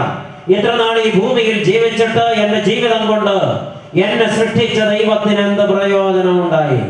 എന്റെ അമ്മയുടെ ഗർഭപാത്രത്തിൽ എന്നെ രൂപം കൊടുത്ത് ഊനം തട്ടാതെ ഈ ഭൂമിയിൽ ജനിക്കുമാറാക്കി പിറന്ന ശേഷം ഇന്ന് വരെ കയ്യും കാലും കണ്ണും ചെവിയും നാക്കും മൂക്കുമുള്ളവനായി, വിവേകവും പരിജ്ഞാനവും ഉള്ളവനായി എന്നെ കാത്തുപരിപാലിച്ച് ഇന്നോളം എന്നെ കൊണ്ടുവന്ന എന്റെ പൊന്നു തമ്പുരാന് എന്നെ കൊണ്ട് എന്ത് പ്രയോജനമുണ്ടായി? എന്നെ നൊന്നുപറ്റ എന്റെ അമ്മയ്ക്ക് എന്നെ കൊണ്ട് എന്ത് പ്രയോജനമുണ്ടായി? എന്നെ ജനിപ്പിച്ച് വളർത്തി വലുതാക്കാൻ തന്റെ ജീവിതം ഹോമിച്ച അകാല വാർദ്ധക്യത്തിൽ ലോകം വിട്ടുപോയ എന്റെ അപ്പൻ എന്നെ കൊണ്ട് എന്ത് പ്രയോജനമുണ്ടായി? ഈ ജീവിതം എനിക്ക് വേണ്ടി ഹോമിച്ച് എന്റെ കൂടെ ജീവിതത്തിന്റെ സകല തകർച്ചകളും വളർച്ചകളും പങ്കിടാൻ ഇറങ്ങിത്തിരിച്ച് 25 ആണ്ട് എന്റെ കൂടെ കുടുംബജീവിതം പങ്കിട്ട എന്റെ പങ്കാളിക്ക് എന്നെ കൊണ്ട് എന്ത് പ്രയോജനമുണ്ടായി? ഈ നാളുകളിൽ എന്റെ ജീവിതം കൊണ്ട് ആർക്ക് എന്ത് പ്രയോജനമുണ്ടായി? ഇനി എനിക്ക് എത്ര നാൾ മിച്ചമുണ്ട്? ഞാൻ ഇനി എത്ര നാൾ കൂടെ ജീവിച്ചിരിക്കും? ഹല്ലേലൂയ. ഒരു കാര്യം ഉറപ്പാണ്, ഇനി എനിക്ക് മുമ്പിൽ സമയം വളരെ കുറവാണ്. Hallelujah, hallelujah. ഇനി എനിക്ക് മുമ്പിൽ സമയം വളരെ കുറവാണ്. ഞാനിവിടെ വന്നത് നിങ്ങൾക്ക് അത്രയ്ക്ക് താല്പര്യപ്പെട്ടിട്ടില്ലെന്ന് തോന്നുന്നു. നിങ്ങളുടെ ഇരിപ്പും ഭാവവും കണ്ടിട്ട് നിങ്ങൾ വല്ലാതെ മസിൽ പിടിച്ചിരിക്കുന്നു, നിങ്ങൾ വല്ലാതെ രൂക്ഷമായിട്ട് എന്നെ നോക്കുന്നു. ഞാൻ ഇട്ട വസ്ത്രം കറുപ്പായത് കൊണ്ടോ ശിരസിൽ തൊപ്പി വെച്ചിരിക്കുന്നത് കൊണ്ടോ എന്താണ് നിങ്ങൾ ഇങ്ങനെ നോക്കുന്നതെന്ന് എനിക്ക് മനസ്സിലാകുന്നില്ല. നിങ്ങൾ ചിലരുടെ നോട്ടം കണ്ടിട്ട് ഏതാണ്ട് മൃതദേഹത്തെ നോക്കുന്നത് പോലെയാണ് നിങ്ങൾ എന്നെ നോക്കുന്നത്. പ്രിയപ്പെട്ടവരെ, അത്രയ്ക്ക് ദാരുണമായി നോക്കരുത്. ഞാൻ മരിച്ചിട്ടില്ല, ഞാൻ ജീവനോടെ നിൽക്കുകയാണ്. നിങ്ങൾ ആ മസിലൊന്ന് വിട്ടിരുന്നെങ്കിൽ എനിക്ക് കുറെ കൂടെ ഫ്രീ ആയിട്ട് സംസാരിക്കാൻ കഴിയുന്നത്. ഞാൻ പറയുന്നത് നിങ്ങൾ എത്തുന്നില്ല എന്നൊരു ആശങ്ക എന്നെ ഭരിച്ചു തുടങ്ങിയത് കൊണ്ടാണ് ഞാൻ അങ്ങനെ പറഞ്ഞു വെച്ചത്. നിങ്ങൾ കുറെ കൂടെ ഊഷ്മളമായ ഭാവത്തോടെ ഇരുന്നാട്ടെ. ഹല്ലേലൂയ. ഇപ്പോൾ എനിക്ക് സന്തോഷമായി. നിങ്ങൾക്ക് ഹല്ലേലൂയ പറയാൻ അറിയാമെന്ന് ഇപ്പോഴാണ് എനിക്ക് ബോധ്യപ്പെട്ടത്. ഇതുവരെ നിങ്ങൾ പറഞ്ഞത് അല്ലേലും വയ്യെന്ന്, ഇപ്പൊ പറഞ്ഞതാണ് ഹല്ലേലൂയ എന്ന് പറഞ്ഞത്. ആമേൻ, ഹല്ലേലൂയ. പ്രിയപ്പെട്ടവരെ, ഈ രാത്രി നമുക്കൊരു കാര്യം ബോധ്യപ്പെടുന്നുണ്ട്. എനിക്ക് മുമ്പിൽ ഇനി സമയം വളരെ കുറവാണ്. ഇന്ന് 2015 ആണ്ട് 11-ാം മാസം 20-ാം തീയതി വെള്ളിയാഴ്ച സകല സുഖദുഃഖങ്ങളോടും കൂടെ പടിയിറങ്ങിപ്പോയപ്പോൾ ഞാൻ മരണത്തോട് ഒരു ദിവസം കൂടെ അടുത്തെത്തിയിരിക്കുന്നു. ആമേൻ. മരണം എന്നോട് ഒരു ദിവസം കൂടെ അടുത്തെത്തി കഴിഞ്ഞിരിക്കുന്നു. ആമേൻ. ഒരു കാര്യം ഉറപ്പാണ്, ദുഷ്കാലമാകയാൽ ഒരു മനുഷ്യന്റെ ജീവിതത്തിൽ എപ്പോൾ വേണമെങ്കിലും എന്തും സംഭവിക്കാം. ആമേൻ. ഇത് ദുഷ്കാലമാകയാൽ ഒരു മനുഷ്യന്റെ ജീവിതത്തിൽ എപ്പോൾ വേണമെങ്കിലും എന്തും സംഭവിക്കാം. ഇവിടെ ഇരിക്കുന്ന പലരും നനയ്ക്കുന്നുണ്ട്, ഞാൻ ആരോഗ്യ ദൃഢഗാത്രനാണ്, മിനിഞ്ഞാന്നാണ് എക്സിക്യൂട്ടീവ് ചെക്കപ്പ് നടത്തിയത്, എന്റെ ബ്ലഡ് പരിശോധിച്ചതിൽ തരക്കേടൊന്നുമില്ല, ഞാൻ TMT ടെസ്റ്റ് പാസ്സായതാണ്, ഹാർട്ട് നന്നായിട്ട് പ്രവർത്തിക്കുന്നുണ്ട്, നല്ല ആരോഗ്യമുണ്ട് എനിക്ക്, ഇനിയും ഒരു 40 ആണ്ട് ലോകത്ത് ജീവിക്കാനുള്ള ഊറ്റമുണ്ട്, എനിക്ക് ഒരു തരക്കേടുമില്ല, തകരാറുമില്ല. പക്ഷെ ഇന്ന് രാത്രി പുലരും മുമ്പ് അടിയിൽ ഒരു വര കർത്താവ് വരച്ചാൽ ഉണരില്ല. പ്രത്യേകിച്ച് അതിനൊരു കാരണവും വേണ്ട. പ്രിയപ്പെട്ടവരെ, തിരിച്ചറിവുണ്ടാകണം. യാതൊരു ഗ്യാരണ്ടിയും ഇല്ലാത്ത ജീവിതമാണ് എന്റെയും നിങ്ങളുടെയും ജീവിതം. ആമേൻ. ഇത് തിരിച്ചറിയാനുള്ള വിവേകമുണ്ടായാൽ മാത്രം നാം വിവേകമതികളായി എന്ന് അറിയണം. പ്രിയപ്പെട്ടവരെ, ഓർക്കട്ടെ പ്രിയപ്പെട്ടവരെ, മരണത്തെ ആരോ വിളിച്ച മനോഹരമായ ഒരു പേരുണ്ടല്ലോ, ഔചിത്യബോധമില്ലാത്ത കോമാളി. ആരാണത് വിളിച്ചതെങ്കിലും ഒരു ഷെയ്ഖാൻ അർഹതയുണ്ടാ വിളിച്ചയാൾക്ക്? സത്യമാണ് ആ വിളി, ഔചിത്യബോധമില്ലാത്ത കോമാളി. ഒരു സംഭവം അച്ഛൻ നിങ്ങളോട് പറഞ്ഞും വെക്കട്ടെ. പ്രിയപ്പെട്ട സാമാന്യം നല്ല ധനസ്ഥിതിയുള്ള ഒരു വീട്ടില് 5 മക്കളുടെ അമ്മ 70-ാമത്തെ വയസ്സിൽ ശരീരം തളർന്ന് കിടപ്പിലായി. പ്രിയപ്പെട്ടവരെ, മക്കൾ അമ്മച്ചിയെ ഒരുപാട് സ്നേഹിക്കുന്നു, അമ്മച്ചി മക്കളെ അതിലൊരുപാട് സ്നേഹിക്കുന്നു. മക്കൾ അമ്മച്ചിയെ ചികിത്സിക്കാൻ കൊണ്ടുപോയി. പ്രിയപ്പെട്ടവരെ, അലോപ്പതി ആദ്യം ചെയ്തു, ആയുർവേദം പിന്നെ ചെയ്തു, ഹോമിയോ അതിനുശേഷം ചെയ്തു, യുനാനി അത് കഴിഞ്ഞ് ചെയ്തു, നാട്ടുവൈദ്യവും പാരമ്പര്യ വൈദ്യവും ചെയ്തു. 5 കൊല്ലത്തിനുള്ളിൽ സകല മെഡിക്കൽ സയൻസും ഒരേപോലെ പറഞ്ഞൊരു വാക്ക്, സോറി സോറി സോറി. എല്ലാ വിഷകുരന്മാർക്കും ഏത് ഡിപ്പാർട്ട്മെന്റിൽ പെട്ടവർക്കും ഒടുവിൽ പറയാൻ ഒരു വാക്കേ ഉള്ളൂ, എന്താണത്? സോറി. അതിനപ്പുറത്ത് അവർക്കൊന്നും പറയാനില്ല. ആ 75-ാമത്തെ വയസ്സിൽ അമ്മയ്ക്കും മക്കൾക്കും മനസ്സിലായി ചികിത്സ ഫലിക്കില്ല. അന്നു മുതൽ ഈ അമ്മ മക്കളോട് പറഞ്ഞു, മക്കളെ ഇനി എന്നെ ചികിത്സിക്കേണ്ട, ഒരാശുപത്രിയിലും കൊണ്ടുപോകണ്ട, ഈ ചികിത്സ ഇവിടെ മതിയാക്കുക. ആ നിമിഷം മുതൽ അമ്മച്ചി പ്രാർത്ഥിച്ചു തുടങ്ങി, പതുക്കെയും ഉറക്കെയും, കർത്താവേ എനിക്ക് മതിയായി, ഇനി ജീവിക്കണമെന്ന് ഒരു കൊതിയുമില്ല, എന്റെ മക്കളെ കഷ്ടപ്പെടുത്തരുത്, എന്നെ അങ്ങ് എടുത്തു കൊണ്ടാട്ടെ, നീ മരണദൂതനെ പറഞ്ഞു വിട്ടെ, ഞാൻ പോരാൻ തയ്യാറാണ്, ഇതാ ഞാൻ എല്ലാം ഒരുക്കി വെച്ചിരിക്കുകയാണ്, വേഗത്തിൽ വന്നാട്ടെ, എന്നെ കൊണ്ടുപോയാട്ടെ. പ്രിയപ്പെട്ടവരെ, പതുക്കെയും ഉറക്കെയും അമ്മച്ചി പ്രാർത്ഥിക്കാൻ തുടങ്ങി. 5 കൊല്ലം കിടന്ന കിടപ്പിൽ അമ്മച്ചി കിടന്നു. അമ്മച്ചിക്ക് ബഡ് സോർ വന്നു, ശരീരത്തിൽ വ്രണം രൂപപ്പെട്ടു, ഭയങ്കരമായി ശരീരത്തിൽ വ്രണങ്ങൾ വലിയ ദ്വാരങ്ങളായി മാറി. മനുഷ്യ ശരീരം ചീഞ്ഞാൽ ഇത്രയും ദുർഗന്ധം ലോകത്ത് ഒരു ജീവിയുടെ ശരീരം ചീഞ്ഞാലുമില്ല. നിങ്ങൾക്കറിയാമോ, മനുഷ്യ ശരീരത്തിന്റെ ദുർഗന്ധം അത്രയ്ക്ക് ഭീകരമാണ്. കൂട്ടത്തിൽ ഒരു സത്യം കൂടെ പറയാം, ജീവിച്ചിരുന്നാലും ചത്താലും ഇത്രയ്ക്ക് നാറ്റമുള്ളൊരു ജീവി ലോകത്ത് വേറെയില്ല. അതിന്റെ പേര് മനുഷ്യൻ എന്നാണ്. കണ്ടിട്ടില്ലെങ്കിൽ വീട്ടിൽ ചെന്ന് കണ്ണാടിയിൽ നോക്കിയാൽ കാണാം. പ്രിയപ്പെട്ടവരെ, തിരിച്ചറിയണം, ഈ അമ്മച്ചി സ്വന്തം ശരീരത്തിൽ ബഡ് സോർ രൂപപ്പെട്ട് അതിൽ നിന്ന് ഭയങ്കര ദുർഗന്ധം വമിക്കൊണ്ട് ആഹാരം കഴിക്കാൻ പോലും കഴിയാതെ അസ്വസ്ഥതപ്പെടുകയാണ്. ഈ കിടന്ന കിടപ്പിൽ അമ്മച്ചി നെഞ്ചു തല്ലി കരയും, കർത്താവേ എന്നെ ഒന്ന് കൊണ്ടുപോയിക്കോ, മാലാഖയെ പറഞ്ഞു വിട്ടോ, ഞാനൊന്ന് പോരാൻ തയ്യാറാ, എനിക്കൊരു മടിയുമില്ല. ഏതെങ്കിലും മക്കൾ അമ്മ മരിക്കാൻ പ്രാർത്ഥിക്കുമോ? എനിക്കറിയില്ല. ഒരു പക്ഷേ ഈ അമ്മയൊന്ന് ചത്തു കിട്ടിയെങ്കിൽ സൗകര്യമായി ഒന്ന് ജീവിക്കാമെന്ന് നിனைക്കുന്ന ആരൊക്കെയോ ഇവിടെ ഇരുന്ന് കേൾക്കുന്നുണ്ടെന്ന് എന്റെ ഉള്ളത്തിൽ ദൈവാത്മാവ് പറയുന്നു. സ്വന്തം അമ്മ മരിച്ചു കിട്ടാൻ ഒരു മക്കളും പ്രാർത്ഥിക്കില്ല എന്നാണ് എന്റെ വിവേകം പറയുന്നത്. പക്ഷേ ഈ അമ്മച്ചിയുടെ മക്കൾ 5 പേരും കൈ കോർത്തു നിന്ന് പ്രാർത്ഥിച്ചു, കർത്താവേ ഞങ്ങളുടെ അമ്മയെ നീ എടുത്തോ, ഞങ്ങൾ ഒരു പരാതിയും പറയില്ല, ഇത് കണ്ടു നിൽക്കാൻ വയ്യ തമ്പുരാനെ. അത്രയ്ക്ക് സങ്കടമാണ് അമ്മയുടെ കാര്യം. പക്ഷേ മരണദൂതൻ വന്നില്ല. എന്നാൽ കേൾക്കണം, അച്ഛൻ ഈ പ്രസംഗം പറഞ്ഞുകൊണ്ട് നിൽക്കുന്നതിന് 11 മാസം മുമ്പ് ആ വീട്ടിൽ മരണദൂതൻ പടി കയറി ചെന്നു. ഈ അമ്മച്ചി കിടക്കുന്ന മുറിയിലേക്ക് കയറി. പക്ഷെ അമ്മച്ചിയെ തിരിഞ്ഞു നോക്കിയില്ല. അമ്മച്ചി കിടക്കുന്ന മുറിയിലൂടെ കടന്നുപോയി. കാലൊച്ചയെങ്ങാനും അമ്മച്ചി കേട്ടിട്ട് കൈനീട്ടി വിളിക്കുകയോ കൈയാട്ടി പിടിക്കുകയോ ചെയ്തെങ്കിലോ എന്ന് നിലച്ചിട്ട് ശബ്ദമൊന്നും ഉണ്ടാക്കാതെ പൂച്ച നടക്കുന്നത് പോലെ നടന്ന് അപ്പുറത്തെ മുറിയിലേക്ക് കയറിപ്പോയി. അപ്പുറത്തെ മുറിയിൽ അമ്മച്ചിയുടെ ഇളയ മകന്റെ മൂത്ത മകൻ 14-കാരൻ മിടുക്കൻ സുന്ദരൻ ആരോഗ്യ ദൃഢഗാത്രൻ 9-ാം ക്ലാസ്സിൽ പരീക്ഷ എഴുതാൻ പാഠപുസ്തകം പഠിച്ചുകൊണ്ടിരിക്കുക. കസേരയിൽ ഇരുന്ന് മേശപ്പുറത്ത് പുസ്തകം പടർത്തി വെച്ച കൈമുട്ട് രണ്ടും മേശപ്പുറത്ത് കുത്തി കൈവെള്ളയിൽ താടി കൊടുത്ത് കുനിഞ്ഞിരുന്നപ്പോൾ പുസ്തകം വായിക്കുന്ന കുഞ്ഞിന്റെ ചാരത്ത് ചെന്ന് ചുമലിൽ തട്ടി. ഞെട്ടി തിരിഞ്ഞു നോക്കിയ പൈതലിനെ നോക്കി പല്ലിടിച്ച് കാണിച്ചിട്ട് മരണദൂതൻ പറഞ്ഞു, പേടിക്കേണ്ട, ഞാനാ മരണമാലാഖ, നിന്നെ കൊണ്ടുപോകാൻ വന്നതാ. കുഞ്ഞെ, നിന്റെ ഭൗമലോകവാസകാലം തീർന്നു, നിന്നെ വിളിച്ചുകൊണ്ട് ചെല്ലാൻ സ്വർഗത്തിൽ നിന്ന് ഉത്തരവുണ്ട്. ഇനി നീ ഇരിക്കേണ്ടത് ദൈവത്തിന്റെ മുമ്പിലാണ്. എന്നാൽ പിന്നെ നമുക്ക് പോകാം. യാതൊരു ശബ്ദവും കേൾപ്പിക്കാതെ ഈ കുഞ്ഞിന്റെ പ്രാണനും പറിച്ചെടുത്ത് 10 മിനിറ്റ് കഴിഞ്ഞ് പഠിക്കുന്ന കുഞ്ഞിന് കട്ടൻ കാപ്പിയുമായി അവന്റെ പെറ്റമ്മ ചാരത്ത് ചെന്ന് തട്ടി വിളിക്കുമ്പോ കുഞ്ഞ് പുസ്തകത്തിന് മുകളിൽ കമിഴ്ന്ന് കിടക്കുക. അമ്മയുടെ വിടുക്ക പുസ്തകം തുറന്നു വെച്ച് നീ ഇരുന്ന് ഉറങ്ങുകയാണ്. അമ്മ കുലുക്കിയിട്ടും വിളിച്ചിട്ടും അനങ്ങുന്നില്ല. ഒരു തള്ളു കൊടുത്തപ്പോ ഊർന്ന് താഴെ വീണു. അമ്മ അലറി വിളിച്ച് നാട്ടുകാരും വീട്ടുകാരും ഓടി വന്നപ്പോ പ്രാണൻ പോയി. ഇവനെ എന്താ വിളിക്കുക? ഔചിത്യ ബോധമില്ലാത്ത കോമാളി. ആമേൻ. കഴിഞ്ഞ 10 കൊല്ലമായി മരണം കാത്തു കിടക്കുന്ന അമ്മച്ചിയെ മരണം കടാക്ഷിച്ചില്ല, ഇപ്പോഴും കടാക്ഷിച്ചിട്ടില്ല. പ്രിയപ്പെട്ടവരെ, ഇന്ന് വൈകിട്ട് 6 മണിക്ക് ഇവിടെ വന്ന് എന്റെ മൊബൈൽ ഫോൺ സ്വിച്ച് ഓഫ് ചെയ്യുന്നത് വരെ അമ്മച്ചിയുടെ പ്രാണൻ എടുക്കപ്പെട്ടിട്ടില്ല. ഉണ്ടെങ്കിൽ ഒരു ഫോൺ കോൾ, ഒരു മെസ്സേജ് എനിക്ക് നിശ്ചയമായിട്ടും കിട്ടുമായിരുന്നു. പക്ഷേ ഔചിത്യബോധമില്ലാത്ത കോമാളി അമ്മച്ചിയെ കടന്ന് ആരോഗ്യമുള്ള കുഞ്ഞിനെ പറിച്ചെടുത്ത് കൊണ്ടുപോയെങ്കിൽ ഇവിടെ ഇരിക്കുന്ന ഒരാളുടെയും ജീവിതത്തിന് ഗ്യാരണ്ടി ഇല്ലെന്ന്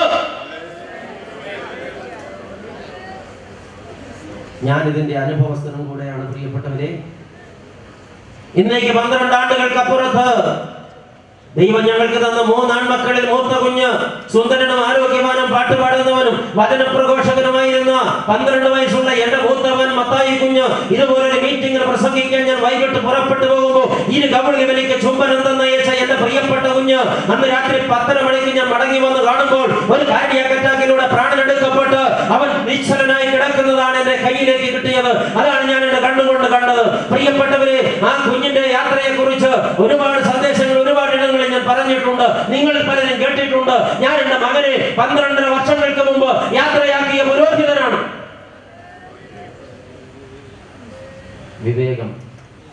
വിവേകം ഉണ്ടാകണം നമുക്ക്. ആമേൻ. ഔചിത്യബോധമില്ലാത്തൊരു കോമാളിയായി മരണം നൃത്തം ചവിട്ടിക്കൊണ്ട് തിളങ്ങും വിലങ്ങും സഞ്ചരിക്കുമ്പോ എനിക്ക് സമയം ഇനി ഏറെയുണ്ട്, എനിക്ക് തൽക്കാലം തരക്കേടില്ല, ഞാൻ ആരോഗ്യവാനാണ്, എനിക്ക് കുഴപ്പമൊന്നുമില്ലെന്ന് സ്വയം വിധി എഴുതി കാലം പോക്കുന്നവരെ, മൂഢരായി ജീവിക്കുന്നവരെ, പാപത്തെ പുണർന്ന് പ്രയാണം തുടരുന്നവരെ തിരിച്ചറിയുക, വിവേകമതികളാവുക. ഹല്ലേലൂയ. ഒരു കാര്യം ഉറപ്പാണ്, എനിക്ക് മുമ്പിൽ സമയം വളരെ കുറവാണ്. ആമേൻ. എനിക്ക് മുമ്പിൽ സമയം വളരെ കുറവാണ്. ആയതുകൊണ്ട് ഞാനൊരു ഭോഷനായി ജീവിക്കരുത്, ഞാനൊരു ജ്ഞാനിയായി ജീവിക്കണം. ഹല്ലേലൂയ. എനിക്ക് മുമ്പിൽ സമയം വളരെ കുറവാണ്. അതുകൊണ്ട് ഇനി ഞാനൊരു ഭോഷനായി ജീവിക്കരുത്, ഞാനൊരു ജ്ഞാനിയായി ജീവിക്കണം. എനിക്ക് ഒരുപാട് സംഗതികളെ കുറിച്ച് അറിവുണ്ട്. ശാസ്ത്രത്തെ കുറിച്ച് കുറെ കാര്യങ്ങൾ എനിക്ക് അറിയാം. വൈദ്യശാസ്ത്രം ഞാൻ പഠിച്ചിട്ടില്ലെങ്കിലും വൈദ്യശാസ്ത്രത്തിന്റെ കുഞ്ഞു കുഞ്ഞു കാര്യങ്ങൾ എനിക്ക് അറിയാം. ജ്യോതിശാസ്ത്രം എന്റെ വിഷയമല്ലെങ്കിലും അത് സംബന്ധിച്ച് അറ്റവും മൂലയും ഒക്കെ എനിക്ക് അറിയാം. പ്രിയപ്പെട്ടവരെ, ഭൂമിശാസ്ത്രമല്ല എന്റെ സബ്ജക്റ്റ് എങ്കിലും അതേക്കുറിച്ചും അല്പസ്വല്പമൊക്കെ കാര്യങ്ങൾ എനിക്ക് അറിയാം. കമ്പ്യൂട്ടർ സയൻസ് അല്ല എന്റെ വിഷയമെങ്കിലും അതിന്റെ കുഞ്ഞു കുഞ്ഞു കാര്യങ്ങളൊക്കെ എനിക്ക് അറിയാം. പ്രിയപ്പെട്ടവരെ, ദൈവശാസ്ത്രമാണ് ഞാൻ പഠിച്ചതെങ്കിലും അതിലേറെയൊന്നും എനിക്ക് അറിയില്ലെങ്കിലും അല്പസ്വല്പം കാര്യങ്ങളൊക്കെ എനിക്ക് അറിയാം. ഇതൊക്കെ എനിക്ക് അറിയാം. ഇനി എനിക്ക് മുമ്പിൽ എത്ര സമയമുണ്ടെന്ന് എണ്ണി നോക്കാനുള്ള അറിവ് എനിക്കില്ലെങ്കിൽ ഞാൻ അറിഞ്ഞ അറിവ് കൊണ്ട് എനിക്ക് എന്ത് കാര്യം? ഒരറിവും എനിക്ക് ലോകപ്രകാരം ഇല്ലെങ്കിലും എനിക്ക് മുമ്പിൽ സമയം എത്രയുണ്ടെന്ന് എണ്ണി നോക്കാനുള്ള അറിവ് എനിക്കുണ്ടെങ്കിൽ ഞാൻ മറ്റൊന്നും അറിഞ്ഞില്ലെങ്കിൽ എനിക്ക് എന്ത് ചേരം? അറിയണം. ഞാൻ എന്റെ ജീവിതത്തിന്റെ നാളുകൾ എണ്ണി നോക്കാനുള്ള പരിജ്ഞാനം ഉണ്ടാകണം എനിക്ക്. ഹല്ലേലൂയ. നമ്മളൊക്കെ എണ്ണൽ വിദഗ്ധരാണല്ലോ പ്രിയപ്പെട്ടവരെ. എന്തോ ഒരു ജീവിതമേ ഒരു എണ്ണല. ജീവിതകാലം എന്ന് പറഞ്ഞാൽ ഒരു എണ്ണലിന്റെ കാലമാണ്. ഇപ്പൊ അച്ഛൻ ഇങ്ങനെ ഉദാഹരണം പറയാം. നമ്മുടെ കുഞ്ഞുങ്ങൾക്ക് എല്ലാ ക്ലാസ്സിലും പാഠം തുടങ്ങുന്നത് ജൂൺ മാസം 1-ാം തീയതിയാണ്.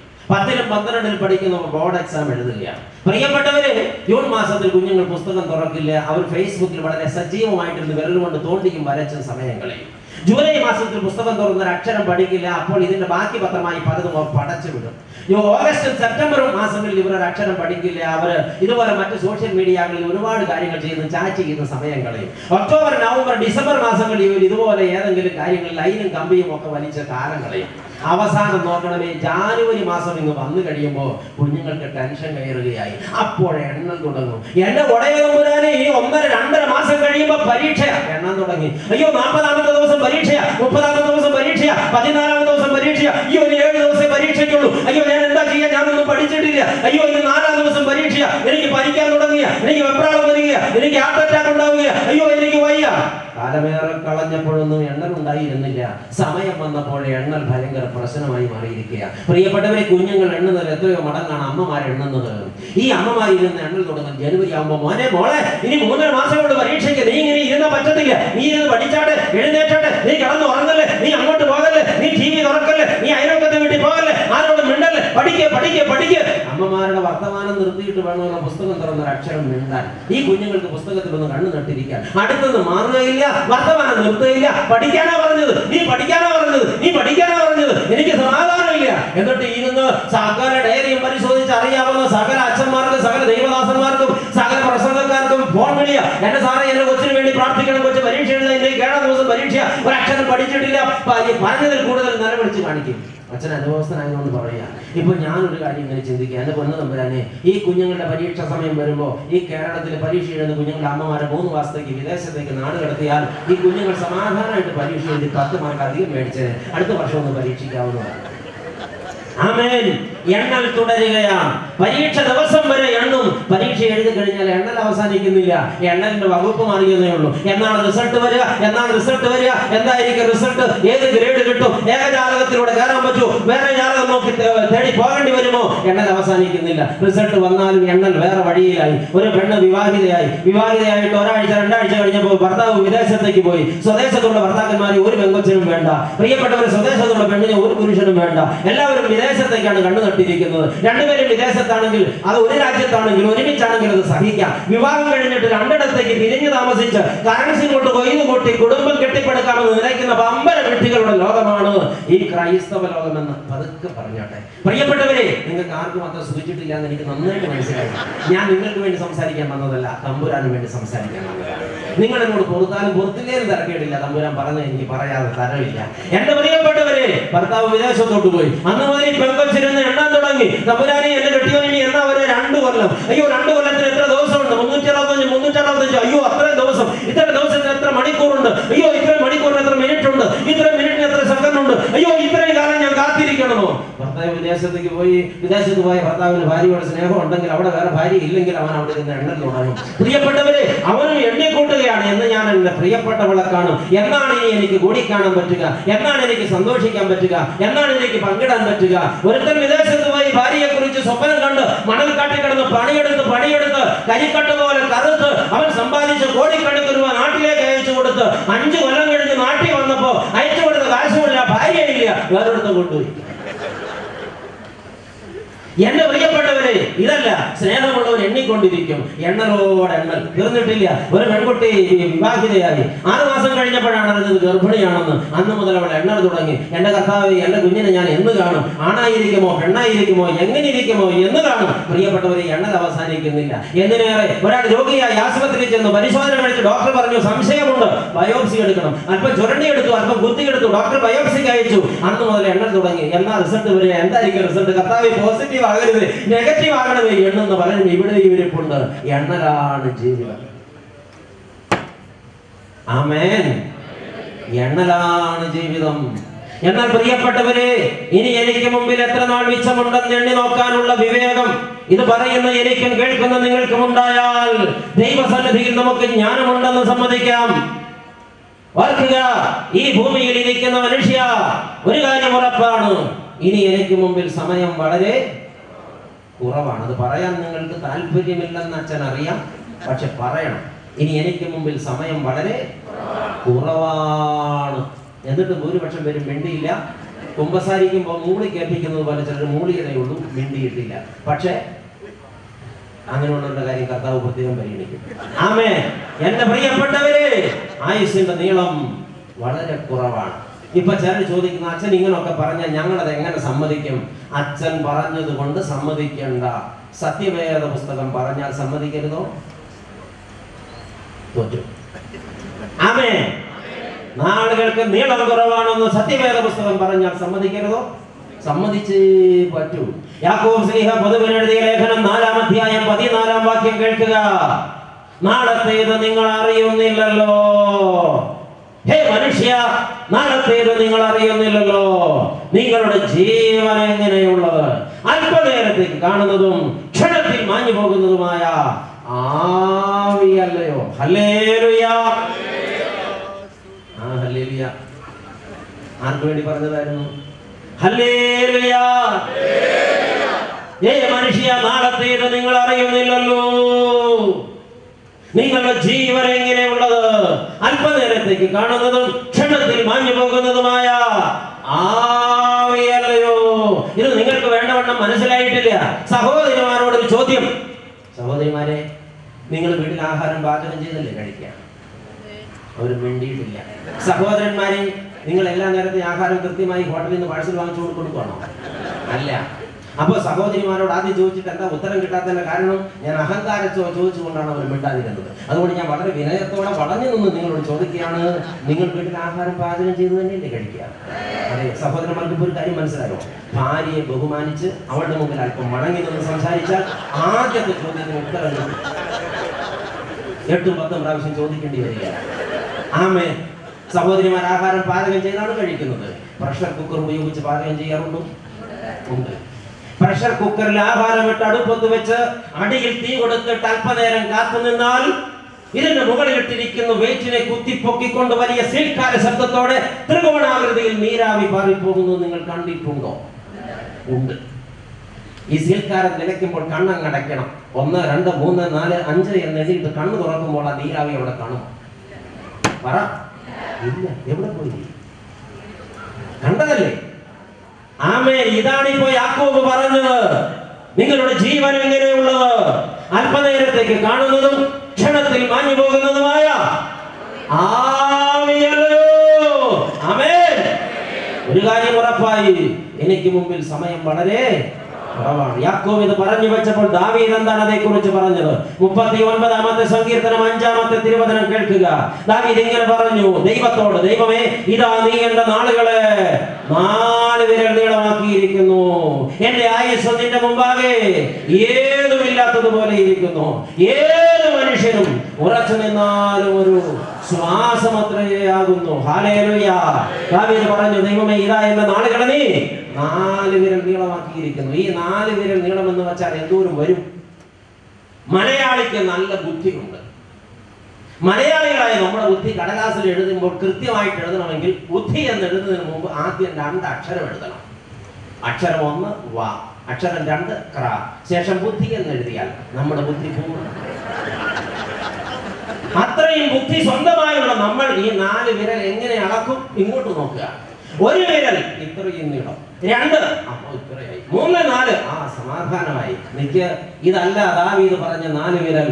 ഒരു കൈയുടെ 4 വിരൽ ചേർത്ത് പിടിച്ചാൽ 1, 2, 3, 4 ഒരു വിരൽ കൊണ്ട് അളന്നാൽ 1.5 സെന്റിമീറ്റർ. ഇനിയും മിച്ചം കിടക്കും പ്രിയപ്പെട്ടവരെ. ഇത്രയും നീളമേ ഉള്ളൂ എന്റെയും നിന്റെയും ആയുഷനെന്ന് ഭാഗ്യവാനായ ദാവീദ് പാടി പറഞ്ഞു വെച്ചു. അത് നിന്റെ മുമ്പാകെ ഏതുമില്ലാത്തതുപോലെ ഇരിക്കുന്നുവെന്ന്. ഏത് മനുഷ്യനും, ഏത് ബലവാനും, ഏത് കുലീനനും, ഏത് ശ്രേഷ്ഠനും, ഏത് പണ്ഡിതനും, ഏത് അത്യുന്നതനും ഉറച്ചു നിന്നാലും ഒരു ശ്വാസം മാത്രം പുറത്തേക്ക് പോയ ശ്വാസം തിരിച്ച് അകത്തേക്ക് എടുക്കാൻ ഒത്തില്ലെങ്കിൽ ആടെ പെട്ടിയിലേക്ക് എടുക്കണം. വേറെ ഒന്നും ചെയ്യാനില്ല പ്രിയപ്പെട്ടവരെ. ഇത്രയേ ഉള്ളൂ മനുഷ്യ ജീവിതം. അതിന് പ്രത്യേകിച്ചൊരു കാരണവും വേണ്ട. ആമേൻ. ഒരു കാര്യം ഉറപ്പ്, എനിക്ക് മുമ്പിൽ സമയം വളരെ കുറവാണ്. ആമേൻ.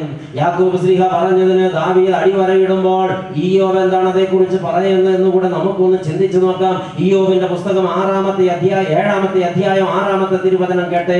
ഇയ്യോബിന്റെ പുസ്തകം 7-ാമത്തെ അധ്യായം 6-ാമത്തെ തിരുവചനം. ഇയ്യോബ് പറഞ്ഞു, എന്റെ നാളുകൾ നെയ്ത്തോടത്തിലും വേഗതയേറിയത്, പ്രത്യാശ കൂടാതെ അത് കഴിഞ്ഞു പോകുന്നു. ആമേൻ. എന്റെ നാളുകൾ നെയ്ത്തോടത്തിലും വേഗതയേറിയത്. ഈ എന്താണ് ഈ നെയ്ത്തോടം എന്ന് വെച്ചാൽ? പ്രിയപ്പെട്ടവരെ, വസ്ത്രം നെയ്യുന്ന തറിയിൽ നിങ്ങൾ ആരെങ്കിലും പോയിട്ടുണ്ടാകുമോ?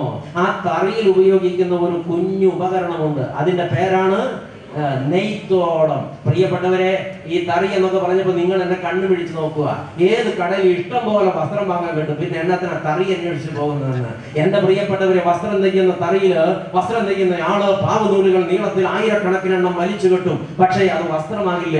ഈ നൂലിന്റെ ഒന്നിടവിട്ടുള്ള ഇഴകൾക്കിടയിലൂടെ കുറിയ നൂൽ ഇടത്തോട്ടും വലത്തോട്ടും കൃത്യമായി പാകിയാലേ ഇഴയടുപ്പമുള്ള വസ്ത്രമായി അത് മാറുന്നുള്ളൂ. 2 കൈയും 2 കാലും ഉപയോഗിച്ചാണ് അത്രേ വസ്ത്രം നെയ്യുന്ന തറിയിലെ ആള് വസ്ത്രം നെയ്യുന്നത്. വലത് കാൽ താഴേക്ക് ചവിട്ടി അമർത്തുമ്പോൾ ഈ വലിച്ചു കെട്ടിയ പാവനൂലുകൾ ഒന്നിനോട്ടുള്ള നൂലുകൾ താഴും, ഒന്നിനോട്ടുള്ള നൂലുകൾ ഉയർന്നു നിൽക്കും. അപ്പോൾ രൂപം കൊള്ളുന്ന ഗ്യാപ്പിലൂടെ നെയ്ത്തോടം എന്ന കുഞ്ഞു ഉപകരണം കുറിയ നൂലുമായി കടകട കടകട ശബ്ദത്തോടെ ഇടത്തേക്ക് ഓടും. അപ്പോൾ തന്നെ അയാള് അത് പിടിച്ചു നിർത്തിയിട്ട് വലതുകാൽ പൊക്കി ഇടതുകാൽ ചവിട്ടി താഴ്ത്തുമെന്ന്. അപ്പോൾ ആദ്യം ഉയർന്നു നിന്ന് നൂൽ താഴും, താഴ്ന്നു നിന്ന് നൂൽ ഉയരും. ഒറ്റൊരു ഗ്യാപ്പ് അവിടെ രൂപം കൊള്ളും. കടകട കടകട ശബ്ദത്തോടെ ഈ കുറിയ നൂലുമായി നെയ്ത്തോടം വലത്തേക്ക് ഓടും. പ്രിയപ്പെട്ടവരെ, ഇങ്ങനെ പറയുന്നു, ഒരു മിനിറ്റിൽ ഏകദേശം 210 പ്രാവശ്യമെങ്കിലും നെയ്ത്തോടം എന്ന ഉപകരണം കടകട കടകട കടകട കടകട എന്ന ശബ്ദത്തോടെ ഇടത്തോട്ടും വലത്തോട്ടും ഇടത്തോട്ടും വലത്തോട്ടും കൊടുങ്കാറ്റ് വേഗത്തിൽ ഓടുമെന്ന്. ആരോഗ്യമുള്ള ഒരു മനുഷ്യന്റെ ഹൃദയം ഒരു മിനിറ്റിൽ 70 പ്രാവശ്യം മുതൽ 80 പ്രാവശ്യം വരെ മിടിക്കുമ്പോൾ അതിന്റെ 3 മടങ്ങ് പ്രാവശ്യം കൊടുങ്കാറ്റ് വേഗത്തിൽ ഓടിക്കൊണ്ടിരിക്കുന്ന ഒരു കുഞ്ഞു ഉപകരണമാണ് നെയ്ത്തോടം. പ്രിയപ്പെട്ടവരെ, തിരിച്ചറിയണം, ഇയ്യോബ് ഇത് പറഞ്ഞു വെച്ച കാലത്ത് അന്ന് വരെ കണ്ടുപിടിക്കപ്പെട്ടതിൽ ഏറ്റവും വേഗതയേറിയ ഉപകരണമാണ് നെയ്ത്തോടം. അതുകൊണ്ടാണ് ഇയ്യോബ് അതിനെ ഉപമയായിട്ടെടുത്തത്. പക്ഷെ ഇപ്പൊ കാലമാകെ മാറിപ്പോയില്ലേ. റോഡിനെ കീറിമുറിച്ചുകൊണ്ട് 100, 200, 300 കിലോമീറ്റർ സ്പീഡിൽ മോട്ടോർ കാറുകൾ ചീറിപ്പായുകയാണ്. അത് ബുള്ളറ്റ് ട്രെയിനുകൾ 600, 700 കിലോമീറ്റർ വേഗത്തിൽ ചൈനയിൽ ചീറിപ്പാഞ്ഞതായി കഴിഞ്ഞ മാസങ്ങളിൽ പത്രം പറഞ്ഞു. എയർക്രാഫ്റ്റുകൾ ആയിരക്കണക്കിന് കിലോമീറ്റർ വേഗത്തിൽ ആകാശത്തിൽ കീറിമുറിച്ച് പായുകയാണ്. ശബ്ദാതി വേഗത്തിൽ സൂപ്പർസോണിക് വിമാനങ്ങൾ വികായത്തിൽ വീണ്ടും കീറിമുറിച്ച് അഗ്നിപ്രളയം തീർക്കുകയാണ്. ഇപ്പോഴാണ് ഇയ്യോബ് ഈ വാക്കുകൾ പറഞ്ഞതെങ്കിൽ, ദൈവമേ, 2 നാളുകൾ സൂപ്പർസോണിക് വിമാനത്തെക്കാൾ വേഗത്തിൽ പാഞ്ഞു പോകുന്നു എന്ന് പറഞ്ഞു വെച്ചേനെ. ആമേൻ. ഒരു കാര്യം ഉറപ്പാണ്, എനിക്ക് മുമ്പിൽ ഇനി സമയം വളരെ കുറവാണ്. ഇത്രയും പേര് ഇത്രയും കാര്യം പറഞ്ഞപ്പോൾ ഭാഗ്യവാനായ മോശ എന്താണ് പറഞ്ഞതെന്ന് കൂടെ നമുക്കൊന്ന് കേട്ടു നോക്കണം. പ്രിയപ്പെട്ടവരെ, മോശ പറഞ്ഞു, 90-ാമത്തെ സങ്കീർത്തനം 5-ാം വാക്യം അവസാന ഭാഗവും 6-ാം വാക്യവും ചേർത്ത് പറഞ്ഞാൽ ഇങ്ങനെ പറഞ്ഞു, അവർ മനുഷ്യർ രാവിലെ മുളച്ചു വരുന്ന പുല്ല് പോലെയാകുന്നു. അത് രാവിലെ തഴച്ചു വളരുന്നു, വൈകുന്നേരത്തിലോ അരിഞ്ഞു വാടിപ്പോകുന്നു. ഒരു കുഞ്ഞ് പറന്നു വീഴുമ്പോൾ എന്തൊരു സൗന്ദര്യം, എന്തൊരു ഓജസ്, എന്തൊരു തേജസ്, എന്തൊരു അഴക്! ആര് കണ്ടാലും വാരിയെടുത്ത് മുത്തം കൊടുക്കും. പിന്നെ വളരുന്നത് എത്ര വേഗത്തില!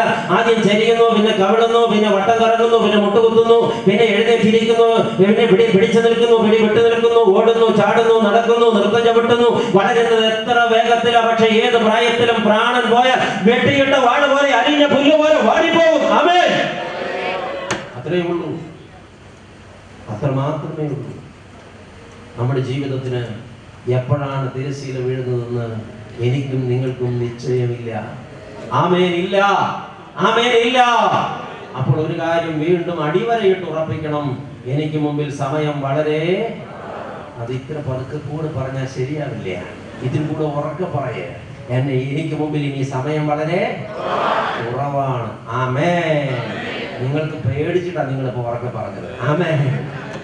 ഇന്ന് രാത്രി ഇവിടെ ഇരുന്ന് മോശയുടെ പ്രാർത്ഥനയെ പരിശോധിച്ചപ്പോൾ ഒരു കാര്യം എനിക്ക് നിങ്ങൾക്കും ഉറപ്പായി ബോധ്യപ്പെട്ടു. വചനാധിഷ്ഠിതമായി എനിക്ക് മുമ്പിൽ ഇനി സമയം വളരെ കുറവാണ്. ആകയാൽ ഞാൻ എന്ത് ചെയ്യണം? ആമേൻ. എനിക്ക് മുമ്പിൽ ഇനി സമയം വളരെ കുറവാണെന്ന് എനിക്ക് ബോധ്യപ്പെട്ടിരിക്കുന്നു. ആകയാൽ ഞാൻ എന്ത് ചെയ്യണം? ഇന്ന് രാത്രി ഞാൻ ചില നിർണായക തീരുമാനങ്ങൾ എടുക്കണം. ആമേൻ. നാളെ പുലരുമെന്ന് എനിക്ക് ഉറപ്പില്ലാത്തതിനാൽ, ഈ രാത്രി എന്തൊക്കെ സംഭവിക്കുമെന്ന് നിശ്ചയമില്ലാത്തതിനാൽ, എനിക്ക് മുമ്പിൽ ഇനി സമയം വളരെ കുറവായതിനാൽ, ഈ രാത്രി വളരെ നിർണായകമായതിനാൽ ഞാൻ വളരെ സൂക്ഷ്മതയോടെ ചില തീരുമാനങ്ങൾ എടുക്കണം. ആമേൻ. എന്താണ് ഈ രാത്രി ഞാൻ തീരുമാനിക്കേണ്ടത്? എനിക്ക് ബോധ്യപ്പെട്ട സത്യത്തിന്റെ വെളിച്ചത്തിൽ, എനിക്ക് വിവേകമുണ്ടെങ്കിൽ, ഞാനൊരു മണ്ടനല്ലെങ്കിൽ, ഞാനൊരു പൊട്ടിയല്ലെങ്കിൽ, ഇന്ന് രാത്രി ഞാൻ ചില തീരുമാനങ്ങൾ എടുക്കണം. എന്തുകൊണ്ടെന്നാൽ എനിക്ക് മുമ്പിൽ ഇനി സമയം വളരെ കുറവാണ്. ഞാൻ എന്ത് തീരുമാനിക്കണം?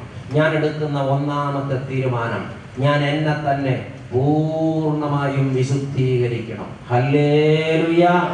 ആയതിനു വേണ്ടി എന്റെ ജീവിതത്തിലെ ചെറുതും വലുതുമായ, രഹസ്യവും പരസ്യവുമായ, ആന്തരികവും ഭൗതികവുമായ സകല പാപങ്ങളോടും, ആമേൻ, സകല പാപങ്ങളോടും ഇന്ന് രാത്രിയിൽ തന്നെ ഇവിടെ വെച്ച് തന്നെ ഞാൻ വിട പറയണം. എന്തുകൊണ്ടെന്നാൽ എനിക്ക് മുമ്പിൽ ഇനി സമയം വളരെ കുറവാ. അതുകൊണ്ട് ഞാൻ ബുദ്ധിയുള്ളൊരു മനുഷ്യനാണെങ്കിൽ, എനിക്ക് വിവേകത്തിന്റെ കണികയുണ്ടെങ്കിൽ, ഞാനൊരു തീരുമാനമല്ലെങ്കിൽ മണ്ടിയല്ലെങ്കിൽ ഈ രാത്രി ഞാൻ എടുക്കേണ്ട ഒന്നാമത്തെ തീരുമാനം, ഞാൻ ഇവിടെ വെച്ച് എന്നെ തന്നെ പൂർണ്ണമായും വിശുദ്ധീകരിക്കണം. ആയതിനു വേണ്ടി എന്റെ ജീവിതത്തിലെ ചെറുതും വലുതുമായ ആന്തരികവും ഭൗതികവുമായ രഹസ്യവും പരസ്യവുമായ സകല പാപങ്ങളോടും ഞാൻ വിട പറയും. ഒന്നാമത്തെ തീരുമാനമാണ് വിവേകമുള്ളവരത് ചെയ്യണം. ബുദ്ധിയുണ്ടെന്ന് അഭിമാനിക്കുന്ന മൂഢൻ ആയിട്ട് ജീവിക്കരുത്. ഞാൻ ഒരുപാട് അറിവും ഒരുപാട് കഴിവുമുള്ള ആളാണെന്ന് അഭിമാനിക്കുന്ന പമ്പര വെട്ടിയായി പന്തൽ വിട്ട് മടങ്ങിപ്പോകരുത്. ജീവിതത്തിൽ വിവേകത്തിന്റെ കണികളുണ്ടെങ്കിൽ തീരുമാനിക്കണം, ഞാൻ വന്നതുപോലെ മടങ്ങി പോകില്ല. ഞാൻ ഇവിടേക്ക് വന്നത് ജീവിതത്തിൽ പാപത്തിന്റെ ബാന്ധക്കെട്ടും പേറിയാണെങ്കിൽ ഇവിടെ നിന്നൊരു വിശുദ്ധരായി ഞാൻ ഈ പന്തലിന്റെ പടിയിറങ്ങി പോകും. ഈ രാത്രി എന്ത് സംഭവിച്ചാലും ഞാൻ എന്റെ പ്രിയന്റെ അരികിൽ കാണും. നിശ്ചയം ചെയ്യണം. ദൈവമക്കളെ, ലോകത്ത് ഒരുപാട് തരം വിഷങ്ങൾ കണ്ടുപിടിക്കപ്പെട്ടിട്ടുണ്ട്. ലോകത്ത് ഇന്ന് വരെ കണ്ടുപിടിക്കപ്പെട്ടതിൽ ഏറ്റവും വീര്യം കൂടിയ വിഷം ഏതാണെന്ന് അറിയാമോ? 2015 ജാനുവരി മാസം 1-ാം തീയതി 2000 പേർ പങ്കെടുത്ത ഒരു സമ്മേളനത്തിൽ വെച്ച് ഈ ചോദ്യം അച്ഛൻ ചോദിച്ചു. ചോദ്യം കേട്ടിട്ട് ഒരു മനുഷ്യൻ എഴുന്നേറ്റ് നിന്നു. എനിക്ക് അയാളെ അറിയാം. അയാളൊരു നല്ല ശാസ്ത്രജ്ഞനാണ്, ബുദ്ധിമാനായ ഒരു മനുഷ്യൻ. ഞാൻ ചോദിച്ചു, സാർ എന്താ എഴുന്നേറ്റ് നിന്നത്? അച്ഛൻ ചോദിച്ച ചോദ്യത്തിന് ഉത്തരം പറയാൻ. പറഞ്ഞോളൂ അച്ഛോ, ലോകത്ത് ഇന്ന് വരെ കണ്ടുപിടിക്കപ്പെട്ടതിൽ ഏറ്റവും വീര്യം കൂടിയ വിഷം പൊട്ടാസ്യം സയനൈഡാണ്. അച്ഛനത് സമ്മതിക്കുമെന്ന് അയാൾ നിലച്ചു. 1 മിനിറ്റ് അയാൾ മൗനമായി നിന്നു. ഞാനും മൗനമായി നിന്നിട്ട് ഞാൻ അയാളെ നോക്കി പറഞ്ഞു, സോറി, അല്ല. അയാൾ ഞെട്ടിപ്പോയി.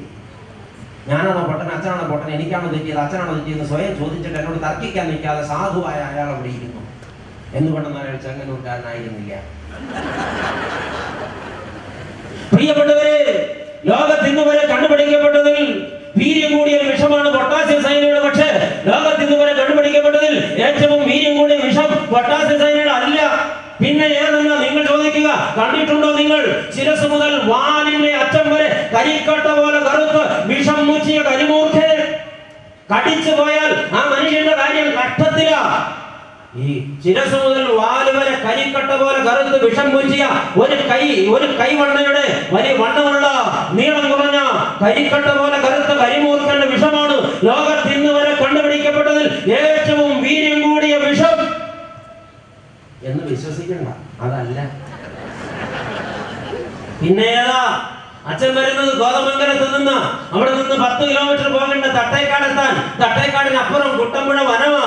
ആഴ്ച തോറും വനത്തിൽ നിന്ന് രാജവെമ്പാല കാടിറങ്ങി വരും. പ്രിയപ്പെട്ടവര്, 14 അടി 16 അടി നീളമുള്ള ശരീരം മുഴുവൻ പത്തിയായി നടുവിൽ കുത്തി അങ്ങ് പൊങ്ങിയാൽ ഒരാൾ പൊക്കത്തിൽ പൊങ്ങി നിൽക്കുന്ന ഭീകരനായ പാമ്പ് രാജവെമ്പാല. ഒരാളെ കൊത്തിയാൽ 1.5 ഔൺസ് 2 ഔൺസ് വിഷം അവന്റെ നെറുകയിൽ കുത്തിവെക്കും. രാജവെമ്പാല ഒരാളെ കൊത്തിയാൽ ആശുപത്രി കൊണ്ടുപോകേണ്ട, നിർബന്ധമായിട്ടും അയാൾ ചത്തുപോയിട്ടുണ്ടാകും. 4 മിനിറ്റ് തികയ്ക്കും മുമ്പ് കാറ്റ് പോകും. പ്രിയപ്പെട്ടവരെ, ഈ ലോകത്ത് ഇന്ന് വരെ കണ്ടുപിടിക്കപ്പെട്ടതിൽ ഏറ്റവും വീര്യം കൂടിയ വിഷം രാജവെമ്പാലയുടെ വിഷമത്രേ എന്ന് നിങ്ങൾ വിചാരിച്ചെങ്കിൽ അതല്ല. നിങ്ങൾക്ക് തെറ്റി. ദൈവമക്കളെ, നിങ്ങൾ വിചാരിക്കുന്നു പിന്നെ എന്താണ് ഈ അച്ഛൻ പറയാൻ ശ്രമിക്കുന്നത്? പ്രിയപ്പെട്ടവരെ, ഈ പൊട്ടാസ്യം സയനൈഡ് മാരകമായ വിഷമാണ്. കരിമൂർഖന്റെ വിഷവും മാരകമാണ്. അതെ, രാജവെമ്പാലയുടെ വിഷം അതിലും മാരകമാണ്. പക്ഷെ അതിലും മാരകമായ മറ്റൊരു വിഷമുണ്ട്. ലോകത്ത് ഇന്ന് വരെ കണ്ടുപിടിക്കപ്പെട്ടതിൽ ഏറ്റവും വീര്യം കൂടിയ വിഷത്തിന്റെ പേര് ഒന്നുമല്ലെങ്കിൽ പിന്നെ എന്തോ? ആ വിഷത്തിന്റെ പേര് പാപം. പാപം എന്നാണ് ആ വിഷത്തിന്റെ പേര്. ആമേൻ. എന്താ ഇതിന്റെ വ്യത്യാസം എന്നറിയാമോ? പൊട്ടാസ്യം സയനൈഡ് ഒരാളുടെ ശരീരത്തിൽ കയറിയാൽ അയാളെ ചികിത്സിക്കാൻ സമയം കിട്ടില്ല, അതിനു മുമ്പ് മരിച്ചു പോകും.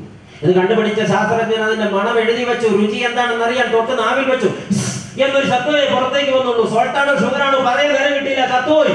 അത്ര ഫാസ്റ്റായിട്ട് മരണം കൊണ്ടുവന്ന സാധനത്തിന്റെ പേരാണ് പൊട്ടാസ്യം സയനൈഡ്. പ്രിയപ്പെട്ടവരെ, കരിമൂർഖൻ കടിച്ചാലും ഒരുപക്ഷെ തക്ക സമയത്ത് ചികിത്സ കിട്ടിയില്ലെങ്കിൽ മരണം തന്നെ ഉറപ്പാ. രാജവെമ്പാല കൊത്തിയാൽ ചികിത്സിക്കേണ്ട, അതിന് സമയം കിട്ടില്ല, അതിനു മുമ്പ് മരിക്കും. പക്ഷെ എന്താ കുഴപ്പം? പൊട്ടാസ്യം സയനൈഡ് ഒരാളുടെ ശരീരത്തിൽ കയറിയാൽ ശരീരത്തെ മാത്രമേ അത് കൊല്ലുന്നുള്ളൂ, ആത്മാവിനെ തൊടാൻ പൊട്ടാസ്യം സയനൈഡിന് കരുത്തില്ല. കരിമൂർഖന്റെ വിഷത്തിന് ഒരാളുടെ ശരീരത്തെ കൊല്ലാൻ കഴിയും, ആത്മാവിനെ തൊടാൻ കരിമൂർഖന്റെ വിഷത്തിന് കരുത്തില്ല. രാജവെമ്പാലയുടെ വിഷം ഒരാളുടെ ശരീരത്തെ കൊല്ലും, ആത്മാവിനെ തൊടാൻ രാജവെമ്പാലയുടെ വിഷത്തിന് കരുത്തില്ല.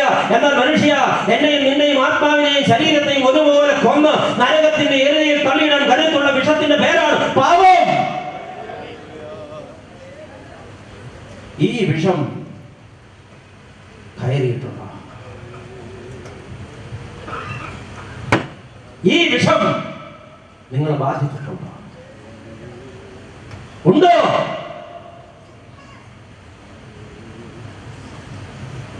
ഇത്രയും മാരകമായ വിഷം ശരീരത്തിൽ കയറിയിട്ട്, ജീവിതത്തിൽ കയറിയിട്ട് നിസ്സാരമായി അതിനെ എണ്ണി ഇങ്ങനെ ജീവിക്കുന്ന എന്തൊരു മൗഢ്യമാണ് മക്കളെ. അച്ഛൻ ചോദിക്കട്ടെ, എവിടെയാ നമ്മുടെ വിവേകം? വഴി നടന്നു പോകുമ്പോ കാലിൽ എന്തോ കൊണ്ടതൊരു മുള്ള, തിരിഞ്ഞു നോക്കിയപ്പോ ഒരു പാമ്പ് ഇഴഞ്ഞു പോകുന്നു. കടിച്ചത് ഈ പാമ്പാണെന്നങ്ങ് നിലച്ചുപോയി. പാമ്പ് കടിച്ചിട്ടില്ല, കാലിൽ കൊണ്ടത് മുള്ളാണ്. എങ്കിലും ഈ പാമ്പിനെ കണ്ട നിലയ്ക്ക് അതെന്നതാ, ഒരു കുഞ്ഞു പാമ്പ് കാലയിലൊന്നും കടിച്ചു, ഇത്തിരി ചോരയും വന്നു, അതൊന്നും സാരമില്ലെന്ന് പറഞ്ഞ് വീട്ടിൽ പോയി കട്ടിലേക്ക് കയറി കിടക്കുക. അതോ അലമുറയിട്ട് വിളിക്കോ? എല്ലാവരും പോയോ? എന്തോ ചെയ്യും? എന്തോ ചെയ്യും? ആശുപത്രി പോകും. എന്താ കാരണം? മരിച്ചു പോകുമെന്ന ഭയം അല്ലേ? ആണല്ലോ. പ്രിയപ്പെട്ടവരെ, ഒരു മനുഷ്യന് ഭയങ്കര ചുമയാ. ചുമ എന്ന് പറഞ്ഞാൽ കണ്ണു കാണാൻ വയ്യാത്ത ചുമ, ചുമച്ച് തൊണ്ട പൊട്ടി. ഈ മനുഷ്യൻ മരുന്ന് വാങ്ങിച്ചുകൊണ്ട് നല്ലമാരി വെച്ചിട്ടുണ്ട്. ഇയാൾക്കൊരു ശീലമുണ്ട്, കുഞ്ഞുപ്രായം മുതൽ കുപ്പിന്ന് കുടിച്ച ശീലം. പ്രിയപ്പെട്ടവരെ, ആദ്യം നിപ്പിൾ കുപ്പിന്ന് കുടിച്ചു, നിപ്പിൾ ഊരി കളഞ്ഞ് പിന്നെ കുടിച്ചു, പിന്നെ അടപ്പ് കടിച്ചു കളഞ്ഞ് കുടിച്ചു. കുടിച്ചത് മുഴുവൻ കുപ്പിന്ന് കുടിച്ചിട്ടുള്ളൂ ഈ കക്ഷി. അതുകൊണ്ട് മരുന്നും കുപ്പിന്ന് നേരിട്ടാ കുടിക്കുക. എവിടെ ഇരിപ്പുണ്ടാവും? എന്റെ പ്രിയപ്പെട്ടവരെ, ഈ മനുഷ്യന് ചുമച്ച് കണ്ണു കാണാൻ വയ്യാതെയായപ്പോ ഇയാൾ കൈ നീട്ടി അലമാരിയിൽ നിന്ന് മരുന്ന് കുപ്പി എടുത്ത് കുപ്പി അങ്ങ് തുറന്നു വെച്ച് വായിലേക്ക് ഒറ്റ ഒഴിക്കലും ഒറ്റ ഇറക്കലുവാ. ഇറങ്ങിപ്പോയപ്പോഴേ വലിയ നാഷണൽ ഹൈവേ വെട്ടിക്കൊണ്ടാ മരുന്ന് ഇറങ്ങിപ്പോകുന്നത്. ഇയാൾ കെട്ടിപ്പോയി. എന്റെ ഒന്ന് തമ്പുരാനി, ഇത് എന്നാ വരുന്നത്? ഞാൻ രാവിലെ കുടിച്ച മരുന്നിന് ഈ മാതിരി വിഷമമൊന്നും ഇല്ലായിരുന്നില്ല, ഇത് എന്നാ സംഭവിക്കുന്നത്? കണ്ണു തുറന്ന് നോക്കുമ്പോഴേ കുടിച്ച സാധനം മരുന്നല്ല, അതിന്റെ അപ്പുറത്തിരുന്ന കുപ്പിയിൽ വെള്ളം ചേർക്കാത്ത ആസിഡാ. എന്റെ പൊന്നു തമ്പുരാനെ, ഇങ്ങനെ സംഭവം ബോധ്യപ്പെട്ടാൽ എന്തോ ചെയ്യും? ഇനി ഒരിക്കലും ഞാൻ ചുമക്കില്ല, എന്നേക്കുമായിട്ട് ചുമ കാണാനുള്ള മരുന്ന് ഞാൻ കുടിച്ചു കഴിഞ്ഞു എന്ന് പറഞ്ഞു ചാരികസരോട്ട് കഴിക്കുന്ന പത്രം എടുത്ത് വായിക്കുമോ? അത് 108 വിളിക്കുമോ? വേണ്ടുന്നില്ല, 108 വിളിക്കും. എന്താ കാര്യം? കുടിച്ചത് ആസിഡാണെങ്കിൽ മരിച്ചു പോകുമെന്ന് പേടിയുണ്ട്. ഉണ്ടല്ലോ. വിഷം ശരീരത്തിൽ കയറി എന്ന് ഉറപ്പായാൽ അണുവിടെ തെറ്റാതെ നിമിഷം കളയാതെ ആശുപത്രിയിൽ ചികിത്സ തേടുന്ന ബുദ്ധിമാന്മാരാ ഞാനും നിങ്ങളും ആണ്. എന്നാൽ ഏറ്റവും മാരകമായ ഭീകരമായ ശരീരത്തെയും ആത്മാവിനെയും ഒരുപോലെ കൊന്ന് നരകത്തിന്റെ എരുതിയിൽ തള്ളിയിടാൻ കരുത്തുള്ള പാപമെന്ന മാരകവിഷം സിരകളെ കീഴടക്കി, മനസ്സിനെ കീഴടക്കി, മസ്തിഷ്കത്തെ കീഴടക്കി ഭരിച്ചിട്ടും ഒന്നും അറിയാത്ത മൂഢരെ പോലെ ഉറങ്ങാൻ കഴിയുന്നുണ്ട്. എവിടെ ഇരിക്കുന്നു നമ്മുടെ വിവേകം? എന്തിനെങ്ങനെ ജീവിക്കുന്നു? ചികിത്സിക്കണ്ടേ? വേണ്ടേ പ്രിയപ്പെട്ടവരെ? ചികിത്സിക്കണ്ടേ? എന്താണ് ഈ വിഷമിറങ്ങാനുള്ള ചികിത്സ? ദൈവവൈതലേ, പാപം ഭീകരമാണ്. അതുകൊണ്ട് നടക്കരുതാനും. ജീവിതത്തെ തിരുത്തിക്കൊള്ളണം. യാക്കോബിന്റെ ലേഖനം 1-ാം അധ്യായം 15-ാം തിരുവചനം, പാപം മുഴുത്തിട്ട് മരണത്തെ പ്രസവിക്കുന്നു. ആമേൻ.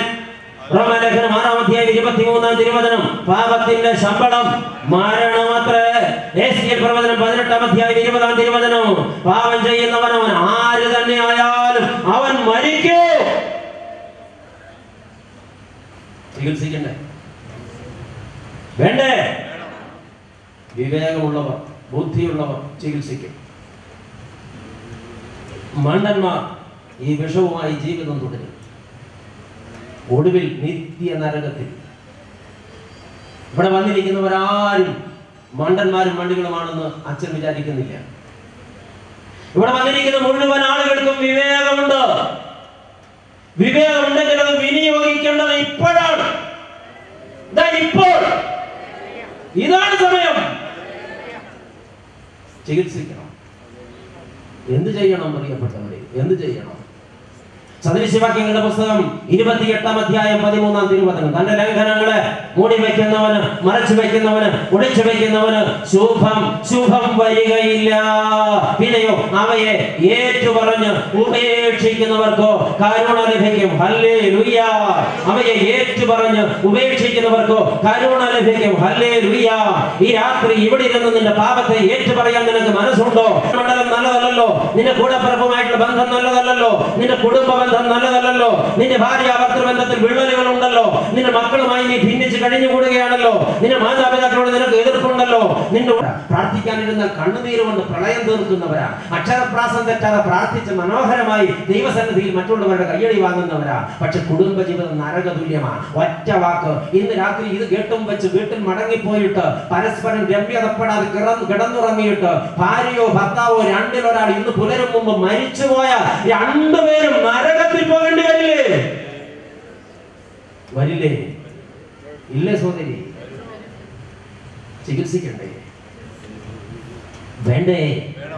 ഒരു ജ്യേഷ്ഠനും അനുജനും ഒരു അമ്മ പ്രസവിച്ച മക്കൾ ഒരു പാത്രത്തിലുള്ള ഒരു പായിൽ ഉറങ്ങി വളർന്നവരാ. എവിടെ വെച്ചോ അവർ ഭിന്നിച്ചു. എന്തോ കാര്യത്തിൽ അവർ പരസ്പരം പോരടിച്ചു.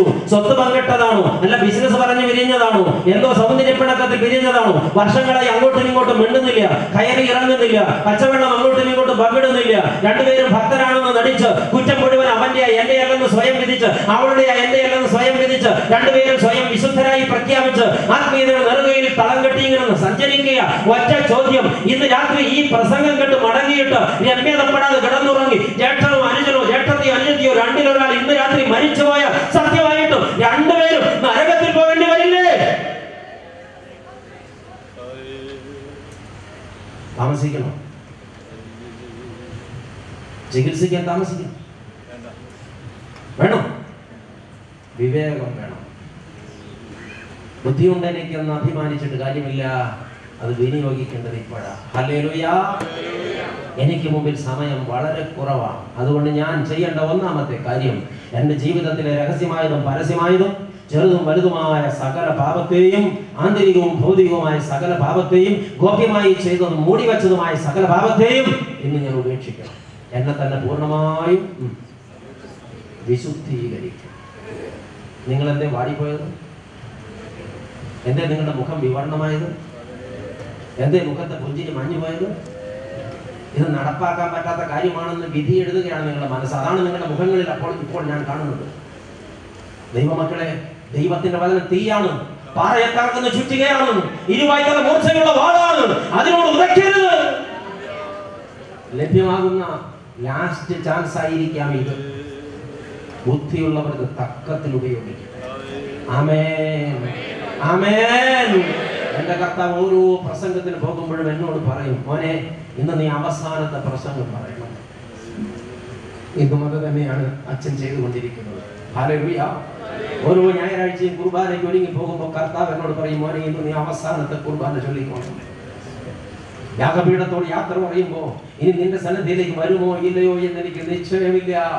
ഇവിടെ വെച്ച് കണ്ടില്ലെങ്കിൽ കർത്തൃസന്നിധിയിൽ നിന്നെ ചുംബിക്കാൻ എനിക്ക് ഭാഗ്യമുണ്ടാകട്ടെ എന്ന് പറഞ്ഞ് ഓരോ ഞായറാഴ്ചയും ആരാധന കഴിഞ്ഞ് യാഗപീഠത്തെ ചുംബിച്ച് കണ്ണുനീരോടെ യാത്ര പറയുന്ന പട്ടക്കാരനാണ് ഞാൻ. നിങ്ങൾക്കറിയുമോ നാളെ എന്ത് സംഭവിക്കുമെന്ന് എനിക്കും നിങ്ങൾക്കും നിശ്ചയമില്ലാത്തതിനാൽ തീരുമാനമെടുക്കേണ്ടത് ഇപ്പോഴാ. ആമേൻ. എനിക്ക് മുമ്പിൽ സമയം വളരെ കുറവാണ്. ഇപ്പോൾ നിങ്ങൾക്ക് പറയാൻ തീരെ താല്പര്യമില്ല, ശബ്ദവുമില്ല. നിങ്ങളെ പേടിപ്പിക്കാൻ ഉദ്ദേശിച്ച് ഒന്നും പറഞ്ഞിട്ടില്ല. ഈ കൂട്ടത്തിൽ ആരെങ്കിലും ഒക്കെ സ്വർഗത്തിന് സ്വന്തമാകുമെങ്കിൽ അത് സംഭവിക്കണമെന്നൊരൊറ്റ കൊതി മാത്രമേ ഇവിടെ നിന്ന് എനിക്കുള്ളൂ, എന്നെ നിർത്തിയ തമ്പുരാനുള്ളൂ. അതുകൊണ്ട് ദൈവമക്കളെ പരിഭവപ്പെടല്ലേ.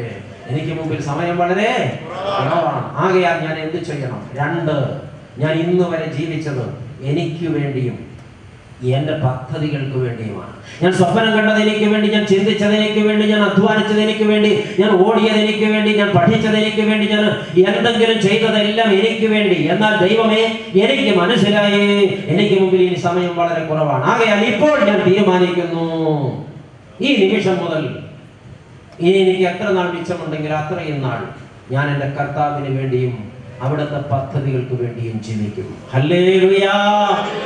എനിക്ക് മുമ്പിൽ സമയം വളരെ കുറവാണെന്ന് ബോധ്യപ്പെട്ട ഈ രാത്രി ഞാൻ തീരുമാനിക്കുന്നു, ഈ നിമിഷം മുതൽ ഞാൻ എന്റെ കർത്താവിന് വേണ്ടിയും അവിടുത്തെ പദ്ധതികൾക്ക് വേണ്ടിയും ജീവിക്കും. ആമേൻ.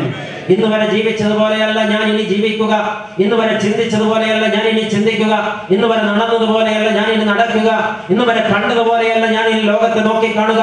ഇന്ന് വരെ കൈകാര്യം ചെയ്തതുപോലെയല്ല ഞാൻ ഇനി എന്റെ സമ്പത്ത് കൈകാര്യം ചെയ്യുക. ഇന്ന് വരെ കൈകാര്യം ചെയ്തതുപോലെയല്ല ഞാൻ എന്റെ കുടുംബകാര്യം കൈകാര്യം ചെയ്യുക. ഇന്ന് മുതൽ എല്ലാം കർത്താവിന് വേണ്ടി, അവിടുത്തെ പദ്ധതികൾക്ക് വേണ്ടി ഞാൻ ചെയ്യും. എന്തുകൊണ്ടെന്നാൽ എനിക്ക് മുമ്പിൽ സമയം വളരെ കുറവാണ്. എനിക്ക് ബോധ്യപ്പെട്ടിരിക്കുന്നു. 116-ാമത്തെ സങ്കീർത്തനം 12-ാമത്തെ തിരുവചനം, കർത്താവ് എനിക്ക് ചെയ്ത സകല ഉപകാരങ്ങൾക്കും ഞാൻ അവന് എന്ത് പകരം കൊടുക്കും? ഇന്നോളം ദൈവമേ ഞാൻ നിനക്ക് തന്നത് നിന്ദയും പരിഹാസവും ഏറ്റവും അപമാനവും കണ്ണുനീരും മാത്രമാണ്. എന്നെ ചൊല്ലി കരഞ്ഞ കാലമേ നിനക്കുണ്ടായിട്ടുള്ളൂ. ഞാൻ ഇന്ന് വരെ നിന്റെ മുഖം അന്വേഷിച്ചിട്ടില്ല. ദൈവമേ, എനിക്ക് ആവശ്യം വന്നപ്പോ നീ എന്റെ സൈഡിൽ നിൽക്കാൻ ഞാൻ നിന്നെ നിർബന്ധിച്ചതല്ലാതെ നിന്റെ താല്പര്യം അറിഞ്ഞ് ഞാൻ ജീവിച്ചിട്ടില്ല. ഞാൻ പാപികളിൽ ഒന്നാമൻ തിരുത്തപ്പെടുന്നു. ദൈവമേ, ഇനി എന്റെ ജീവിതം നിനക്കുള്ളതാണ്, നിനക്ക് മാത്രമുള്ളതാണ്. നിന്റെ സുവിശേഷത്തിൽ പങ്കിടാനുള്ളതാണ്. നിന്റെ നാമത്തിന്റെ മഹത്വത്തിനുള്ളതാണ്. ദൈവമേ, നിനക്ക് വേണ്ടി ഞാൻ ജീവിക്കും. ഞാനിനി നിന്നെ അപമാനിക്കുകയില്ല.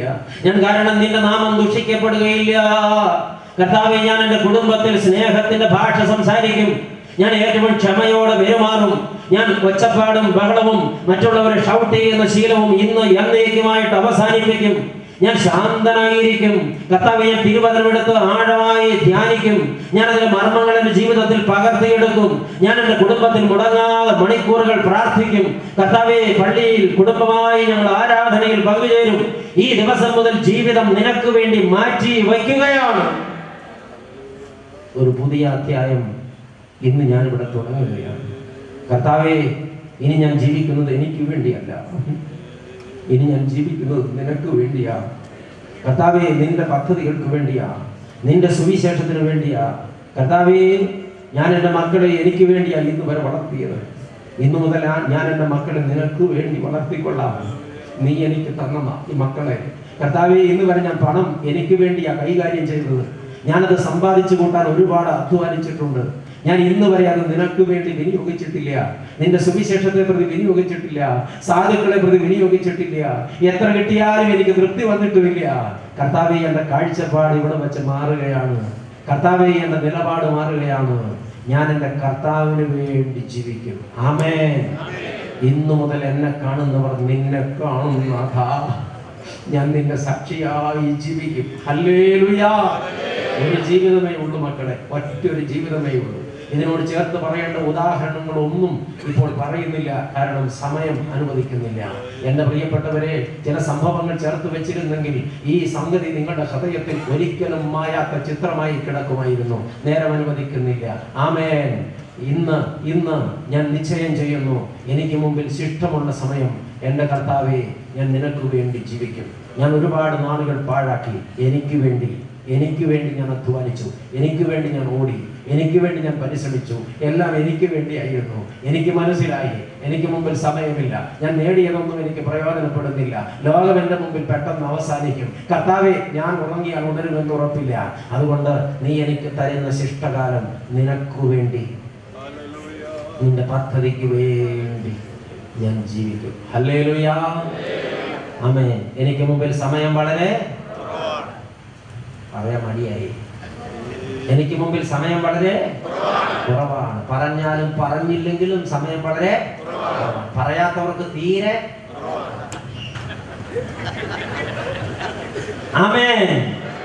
എനിക്ക് മുമ്പിൽ സമയം വളരെ കുറവാണ്. അതുകൊണ്ട് ഞാൻ തീരുമാനിക്കുന്നു, ഒന്ന്, ഞാൻ എന്നെ തന്നെ പൂർണ്ണമായും വിശുദ്ധീകരിക്കും. എന്റെ സകല പാപങ്ങളോടും ഇന്ന് രാത്രി ഇവിടെ വെച്ച് തന്നെ ഞാൻ വിട പറയും. ഞാൻ രമ്യതയുടെ, സ്നേഹത്തിന്റെ, സമർപ്പണത്തിന്റെ, വിശുദ്ധിയുടെ പാതയിലേക്ക് കയറി നടക്കും. രണ്ട്, ഇന്ന് വരെ ഞാൻ എനിക്ക് വേണ്ടിയും എന്റെ പദ്ധതികൾക്ക് വേണ്ടിയും ജീവിച്ചു. ശിഷ്ടകാലം ഞാൻ എന്റെ കർത്താവിന് വേണ്ടിയും അവിടുത്തെ ശ്രേഷ്ഠ പദ്ധതികൾക്ക് വേണ്ടിയും അവിടുത്തെ സുവിശേഷത്തിനും സ്വർഗരാജ്യത്തിന് കെട്ടുപണിക്കും വേണ്ടി ക്രിസ്തുവായി ജീവിക്കും. ഹല്ലേലൂയ. ഇന്ന് ഞാൻ തീരുമാനിക്കുന്ന മൂന്നാമത്തെ തീരുമാനം, ഈ നിമിഷം മുതൽ ഞാൻ എൻ്റെ മണവാളന്റെ, എൻ്റെ മഹാരാജാവിന്റെ മഹത്വ പ്രത്യക്ഷതയ്ക്കായി അവൻ എനിക്ക് വേണ്ടി ഒരുക്കുന്ന എൻ്റെ സ്വന്തം വീടിനായി കാത്തുകാത്തിരിക്കും. Hallelujah, hallelujah. അവിടെ പോകാൻ സാധിക്കില്ല എന്നുള്ള നൊമ്പരം കൊണ്ടാണോ, അതോ ഇനി അവിടെ എൻ്റെ സ്വപ്നത്തിൽ പോലും ഇല്ലാത്തൊരു സ്ഥലത്തെക്കുറിച്ചാണ് അത്ര സംസാരിക്കുന്നത് എന്നുള്ളത് കൊണ്ടാണോ നിങ്ങളുടെ ഹല്ലേലൂയയ്ക്ക് വാർദ്ധക്യം ബാധിച്ചു പോയത്? ഹല്ലേലൂയ. എന്റെ പ്രിയപ്പെട്ടവരെ, ഹല്ലേലൂയ എന്ന വാക്കിന് അപകടം പിടിച്ച അർത്ഥമൊന്നുമില്ല. ദൈവത്തിന് സ്തുതി എന്നാണ് ആ വാക്കിന്റെ അർത്ഥം. ഇവിടെ ഇരിക്കുന്ന ഒരുപാട് പേർക്ക് ഇതുവരെ അത് പിടികിട്ടിയിട്ടില്ലെന്ന് അച്ഛന് തോന്നുന്നു. ദൈവമക്കളെ, ദൈവത്തിന് സ്തുതി. ആ സ്തുതി പറയണമെങ്കിലും ഒരു യോഗ്യത വേണം. എന്താണെന്നറിയോ? നിങ്ങൾ വായിച്ചിട്ടുണ്ടോ 33-ാമത്തെ സങ്കീർത്തനം? 33-ാമത്തെ സങ്കീർത്തനം തുടങ്ങുന്നത് ഇങ്ങനെയാണ്: നീതിമാന്മാരെ കർത്താവിൽ ഘോഷിച്ച് ഉല്ലസിപ്പീൻ, സ്തുതിക്കുന്നത് നേരുള്ളവർക്ക് ഉചിതമല്ലോ. ആ സങ്കീർത്തന വാക്യം തെറ്റുകൂടാതെ ഇങ്ങനെയും വായിക്കാൻ കേട്ടോ: നീതി കെട്ടവരെ നിശബ്ദരായിരിക്കുവീൻ, സ്തുതിക്കുന്നത് നേരില്ലാത്തവർക്ക് ഉചിതമല്ലല്ലോ. ഒടുവിൽ വായിച്ചതാണ് ചെങ്ങന്നൂർക്കാർക്ക് പാകമാകുന്നതെങ്കിൽ മിണ്ടരുത്. ആദ്യം വായിച്ചത് പാകമാകുന്നവരൊക്കെ ദൈവത്തെ സ്തുതിക്കട്ടെ. ഹല്ലേലൂയ. ഇത് ചുമന്നതിനുള്ളവർക്ക് മാത്രം പറയാനുള്ള വാചകമാണ്. ഏത്? ഹല്ലേലൂയ, ആമേൻ. അത് ഞങ്ങൾക്ക് പാകാവില്ലച്ചോ എന്ന് നിങ്ങൾ പറഞ്ഞാൽ ക്ഷമിക്കണം, ഞാൻ 10 മിനിറ്റോടെ കഴിയുമ്പോൾ പോക്കോളാം. ആമേൻ. തിരിച്ചറിവ്: ഈ നിമിഷം മുതൽ ഞാൻ എൻ്റെ കർത്താവിൻ്റെ വരവിനായി, അവൻ എനിക്ക് വേണ്ടി ഒരുക്കുന്ന എൻ്റെ സ്വന്തം വീടിനായി കാത്തിരിക്കും. എൻ്റെ വീട് ഇവിടെയല്ല. ഇവിടെ എനിക്ക് നിലനിൽക്കുന്ന വീടില്ല, നാടില്ല, നഗരമില്ല, കൊട്ടാരമില്ല, കെട്ടിടമില്ല, പാർപ്പിടമില്ല. ഇവിടെ എനിക്ക് നിലനിൽക്കുന്ന ബന്ധങ്ങളില്ല, ബന്ധുക്കളില്ല, പ്രിയങ്ങളില്ല, പ്രിയപ്പെട്ടവരില്ല, പ്രിയം വെച്ചവരുമില്ല. ഈ ലോകത്ത് എനിക്ക് എന്തൊക്കെ ഉണ്ടെങ്കിലും ആരൊക്കെ ഉണ്ടെങ്കിലും എല്ലാം എനിക്ക് നഷ്ടപ്പെടും. എല്ലാം കളഞ്ഞിട്ട് വെറും കൈയോടെ ഞാൻ പടിയിറങ്ങി പോകേണ്ടി വരും. ഞാൻ ഈ നാട്ടുകാരനല്ല, ഞാൻ ഇവിടെ വഴി അമ്പലവാസിയാണ്, ഇതുവഴി കടന്നു പോകുന്ന പഥികൻ. അത്രയേ ഉള്ളൂ എൻ്റെ ഭൗമലോകവാസം. ഞാൻ എൻ്റെ സ്വന്തം വീട്ടിലേക്ക് യാത്ര ചെയ്യുന്ന ഒരു യാത്രികനാണ്. ഞാൻ എവിടുത്തുകാരനാണെന്ന് അറിയാമോ? ഫിലിപ്പിയ ലേഖനം 3-ാം അധ്യായം 20-ാം വാക്യം: നമ്മുടെ പൗരത്വമോ സ്വർഗത്തിലാകുന്നു. ആമേൻ. നമ്മൾ ഈ നാട്ടുകാരല്ല പ്രിയപ്പെട്ടവരെ. രോഗം വന്നാലെന്ത്, കഷ്ടം വന്നാലെന്ത്, പ്രയാസം വന്നാലെന്ത്, ദുഃഖം വന്നാലെന്ത്, ഈ ലോകം വിട്ടുപോകാനത് കാരണമായി എന്ന് മാത്രമേ ഉള്ളൂ. എനിക്ക് വിട്ടുപിരിഞ്ഞെന്റെ കർത്താവിനോട് കൂടെ ഇരിപ്പാൻ അധികം ഇഷ്ടമുണ്ടെന്ന് അപ്പോസ്തലനായ പൗലോസ് പറഞ്ഞത് ഓർക്കുന്നില്ലേ നിങ്ങൾ? എനിക്ക് ജീവിക്കുന്നത് ക്രിസ്തു, ആകയാൽ മരിക്കുന്നത് ലാഭവുമാണെന്ന് അപ്പോസ്തലനായ പൗലോസ് പറഞ്ഞതിന്റെ പൊരുൾ നിങ്ങൾ അറിഞ്ഞിട്ടില്ലേ? ലോകം വിട്ടാലേ അവിടെ ചെല്ലാനൊക്കുള്ളൂ, അവിടെ ചെന്നാലേ പ്രിയനെ കാണാനൊക്കൂ, കാണാൻ വന്നാലേ സ്വന്തം വീട്ടിൽ ആനന്ദിപ്പാനൊക്കൂ. ആമേൻ. ലോകം വിട്ട് പോകുന്നതിനെ കുറിച്ച് നൊമ്പരപ്പെടുന്നവർ ആരും സ്വർഗം സ്വപ്നം കാണാത്തവരാണ്. ഹല്ലേലൂയ. സ്വർഗം സ്വപ്നം കാണുന്നവർക്ക് ലോകം വിട്ട് പോകുന്നതിനെ കുറിച്ച് ഒരാശങ്കയുമില്ല. ആമേൻ. പണ്ടൊരു ഭക്തൻ ഹൃദയം പൊട്ടി നിറഞ്ഞു പാടി: പ്രിയൻ വരുമ്പോൾ അവന്റെ കൂടെ പറന്നു പോയാൽ മതി എനിക്ക്, പറന്നിടുവാൻ വേണ്ടതായ ബലം ലഭിച്ചാൽ മതി എനിക്ക്. ഇപ്പോ യാതൊരു അർത്ഥത്തിലും സ്വർഗത്തെ കുറിച്ച് സ്വപ്നം പോലും കാണാത്തവർ ഈ പാട്ട് പാടും: പ്രിയൻ വരുമ്പോൾ അവന്റെ കൂടെ പറന്നു പോയാൽ മതി എനിക്ക്. കർത്താവ് അവിടെ ഇരുന്ന് ചിരിക്കുന്നത് ഇവിടെ കാണുന്നില്ലല്ലോ ആരും. ആമേൻ. പ്രിയപ്പെട്ടവരെ, തിരിച്ചറിവുണ്ടാകണം. ഈ ഭൂമി നശിച്ചു പോകും. ഈ ഭൂമിയിൽ കാണുന്ന സകല മൂലപദാർത്ഥങ്ങളും കത്തി അഴിഞ്ഞു പോകും. ഈ ഭൂമി നശിച്ചു പോകുമെന്ന് ശാസ്ത്രം വിധി എഴുതി കഴിഞ്ഞു. ഭൂമിക്കപ്പുറം ഗോളാന്തര യാത്രകൾ നടത്തി കൂടുകൂട്ടാൻ ഇടം തേടുകയാണ് ഈ ലോകത്തെ മനുഷ്യൻ. ചൊവ്വയിൽ ചെന്ന് നോക്കി, പ്ലൂട്ടോയിൽ ചെന്ന് നോക്കി, അവിടൊക്കെ കൂടുകൂട്ടാൻ വെള്ളമുണ്ടോ, ഓക്സിജൻ ഉണ്ടോ, സാധ്യതയുണ്ടോ, അതൊക്കെ അന്വേഷിക്കുകയാണ്. പ്രിയപ്പെട്ടവരെ, കിട്ടുകയില്ല. ഈ ഭൂമി പൊടുപൊടെ പൊട്ടുന്നു, കീറുന്നു, കാവൽമാടം പോലെ ആടുന്നു. ഇത് തകർന്നു വീഴും നിശ്ചയം. പ്രിയപ്പെട്ടവരെ, കഴിഞ്ഞയാണ്ടിൽ മാർച്ച് മാസത്തിൽ അച്ഛൻ ന്യൂസിലൻഡിലായിരുന്നു. ന്യൂസിലൻഡിലെ സുഹൃത്തുക്കളെ എന്നെ ഒരു സ്ഥലത്ത് കൊണ്ടുപോയി. സ്ഥലത്തിന്റെ പേര് റൊട്ടറോവ. അവിടെ ചെന്ന് കാറെ ഇറങ്ങിയപ്പോൾ ഞാൻ അറിയാതെ മൂക്ക് പൊത്തിപ്പോയി. ചീമുട്ടയുടെ നാട്ടം കാരണം നിൽക്കാൻ പാടില്ല. പ്രിയപ്പെട്ടവർ, ഞാൻ ചോദിച്ചു, ഇവിടെ മുഴുവനും ചീമുട്ടയാണ്. അവർ ചിരിച്ചു. അവർ പറഞ്ഞു: അച്ഛാ, ഇവിടെ ഫോസ്ഫറസും സൾഫറും കത്തിക്കൊണ്ടിരിക്കുന്നതിന്റെ മണമാണ് ഈ പുറത്തേക്ക് വരുന്നത്. ഇവിടെ മുഴുവനും വോൾക്കാനോസ് ആണ്, സജീവമായി നിൽക്കുന്ന വോൾക്കാനോസ്. പ്രിയപ്പെട്ടവരെ, ഭൂമി കിടന്ന് തിളച്ച് മറയുന്നത് എന്റെ കണ്ണുകൊണ്ട് ഞാൻ കണ്ടു. കത്തി പുകഞ്ഞു പോകുന്നത് ഞാൻ എന്റെ കണ്ണുകൊണ്ട് കണ്ടു. അതിനിടയിലൂടെ വെട്ടിയ വഴിയിലൂടെ ഞാൻ എന്റെ പ്രാണനെടുത്ത് കയ്യിൽ പിടിച്ച് നടന്നു. ഏതെങ്കിലും വോൾക്കാനോസ് മുന്നറിയിപ്പ് കൂടാതെ അതിവേഗം പൊട്ടിപ്പൊങ്ങിയാൽ ഞാൻ അവിടെ മുങ്ങി തീർന്നു പോകും. പൊങ്ങി വരികയില്ല നിശ്ചയം. പ്രിയപ്പെട്ടവരെ, ഓർക്കണം, ഈ ഭൂമി യാതൊരു ഗ്യാരണ്ടിയും ഇല്ലാത്ത ഇടമാണ്. ഇതിലിരിക്കുന്ന മനുഷ്യനും ഗ്യാരണ്ടി ഇല്ലാത്തവനാണ്. ഗ്യാരണ്ടി ഉള്ള ഒരു സ്ഥലത്തേക്ക് പോകേണ്ട ഗ്യാരണ്ടി ഉള്ളവരാണ് നമ്മൾ. അതുകൊണ്ട് ജീവിതത്തെ ഒരുക്കി പ്രിയന്റെ വരവിനായി കാത്തിരിക്കണം. വിവേകമുള്ളവരാവുക. കൊലോസ്യ ലേഖനം 3-ാം അധ്യായം തുടങ്ങുന്നത് ഇങ്ങനെയാണ്: പ്രിയമുള്ളവരെ, നിങ്ങൾ മരിച്ച് നിങ്ങളുടെ ജീവൻ കർത്താവായ യേശു ക്രിസ്തുവിനോടുകൂടെ പിതാവായ ദൈവത്തിൽ മറഞ്ഞിരിക്കുന്നുവല്ലോ. ആകയാൽ ഭൂമിയിലുള്ളതല്ല, ഉയരത്തിലുള്ളത് തന്നെ ചിന്തിപ്പീൻ. നിങ്ങളുടെ കർത്താവിരിക്കുന്നിടമായ ഉയരത്തിലുള്ളത് തന്നെ അല്ല, നിങ്ങളുടെ പ്രാണനിരിക്കുന്നിടമായ ഉയരത്തിലുള്ളത് തന്നെ ചിന്തിപ്പീൻ. ഹല്ലേലൂയ. നമ്മൾ ഈ നാട്ടുകാരല്ലല്ലോ, നമ്മുടെ ഇടനിലല്ലോ, നമ്മളിവിടെ ശാശ്വതവാസികളല്ലല്ലോ. ഒരു നല്ല വീട് വാഗ്ദത്തം ചെയ്യപ്പെട്ടിട്ടുണ്ടല്ലോ. രാജാതിരാജൻ വരുമല്ലോ, അവൻ കൊണ്ടുപോകാൻ വരുമെന്ന് വാഗ്ദത്തം ചെയ്തവനാണല്ലോ. അവൻ വാക്കുമാറാത്ത വിശ്വസ്തനാണല്ലോ. അവൻ ഒരുക്കുന്നത് കൊട്ടാരങ്ങളാണല്ലോ. പോകണ്ട പ്രിയപ്പെട്ടവരെ, ഒരുങ്ങിക്കൊള്ളണം. ആമേൻ. സമയം തീരുകയാണ്. അതുകൊണ്ട് വേഗത്തിൽ പ്രസംഗം അവസാനിപ്പിക്കുകയാണ്. അല്ലെങ്കിൽ അച്ഛൻ പോയി കഴിയുമ്പോൾ നിങ്ങൾ പറയും, അല്ലെങ്കിലും ആ അച്ഛനൊരു അധിക പ്രസംഗിയാണെന്ന്. അത് കേൾക്കാൻ എനിക്ക് ഇഷ്ടമില്ലാത്തത് കൊണ്ട് അച്ഛൻ ഇവിടെ പ്രസംഗം അവസാനിപ്പിക്കുകയാണ്. ഇന്ന് രാത്രി മോശയുടെ ഒരു കുഞ്ഞു പ്രാർത്ഥനയാണ് നമ്മുടെ വിഷയമായി തീർന്നത്. കർത്താവേ, എൻ്റെ നാളുകൾ എണ്ണി നോക്കാനുള്ള പരിജ്ഞാനം എനിക്ക് തരയണമേ, വിവേകം എനിക്ക് തരയണമേ. ഈ രാത്രി നമ്മൾ നമ്മുടെ നാളുകൾ എണ്ണി നോക്കി. ആമേൻ. യാക്കോബ് പറഞ്ഞു, അത് ഇപ്പോൾ കാണുന്നതും ക്ഷണത്തിൽ മാഞ്ഞു പോകുന്നതുമായ ആവിയാണ്. ഈ ദാവീദ് പറഞ്ഞു, 4 വിരൽ നീളമേ ഉള്ളൂ, ഏത് മനുഷ്യനും ഉറച്ചു നിന്നാലും ഒരു ശ്വാസമെന്ന്. ഇയ്യോബ് പറഞ്ഞു, നെയ്ത്തോടത്തിലും വേഗത്തിലാണ് എൻ്റെ നാളുകൾ ഓടിപ്പോയിക്കൊണ്ടിരിക്കുന്നതെന്ന്. മോശ പറഞ്ഞു, രാവിലെ മുളച്ചു വരുന്നതും വൈകുന്നേരത്ത് അരിഞ്ഞു വാടിപ്പോകുന്നതുമായ പുല്ലുപോലെയാണ് എൻ്റെ ജീവിതമെന്ന്. എനിക്കൊരു കാര്യം ഉറപ്പായി, എനിക്ക് മുമ്പിൽ സമയം വളരെ കുറവാണെന്ന്. ആകയാൽ ഈ രാത്രി ഞാൻ വിവേകത്തോടെ 3 തീരുമാനങ്ങൾ ചെയ്തു. ഒന്ന്, ഞാൻ എന്നെ തന്നെ പൂർണ്ണമായും വിശുദ്ധീകരിക്കും. ആന്തരികവും ഭൗതികവും രഹസ്യവും പരസ്യവുമായ ചെറുതും വലുതുമായ സകല പാപങ്ങളോടും ഞാൻ ഇന്ന് രാത്രി വിട പറയും. ആമേൻ. എൻ്റെ ലംഘനങ്ങളുമായി ഞാൻ ഈ പന്തലിൽ നിന്ന് പോവുകയില്ല. ഈ രാത്രി പുലരും വരെ ഞാൻ ഒരാളോടുള്ള വെറുപ്പോ മുറിവോ വെച്ചുകൊണ്ട് ഉറങ്ങുകയില്ല. നാളെ പ്രഭാതം ഞാൻ കണ്ടില്ലെങ്കിൽ നരകം എൻ്റെ അവകാശമായി ഞാൻ സ്വയം വിലയ്ക്ക് വാങ്ങാതിരിക്കാൻ ഞാൻ രമ്യതപ്പെട്ടുകൊള്ളു. ആമേൻ.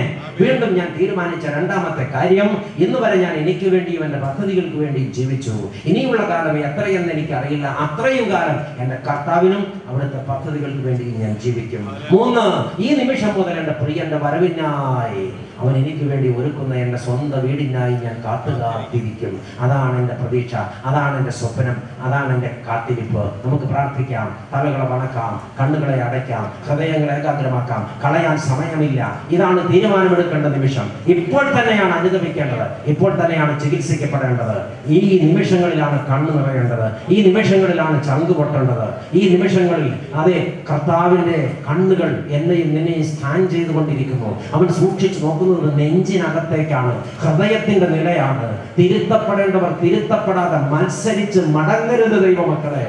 ഈ മനുഷ്യരുടെയൊക്കെ ബലം കർത്താവ് നിർത്തിയില്ലെങ്കിൽ തീർന്നു. അതുകൊണ്ട് തീരുമാനമെടുത്താട്ടെ, സമർപ്പിച്ചു കൊടുത്താട്ടെ, പ്രാർത്ഥിക്കാം. ഹല്ലേലൂയ. സ്നേഹവാനായ ദൈവമേ, ഈ രാത്രി ഞങ്ങളെ ഇങ്ങനെ സന്ദർശിക്കാൻ തിരുവുള്ളതുമേയല്ലോ. ഈ പന്തലിൽ നെടുകയും കുറുകയും നീ നടക്കുന്നുണ്ടല്ലോ.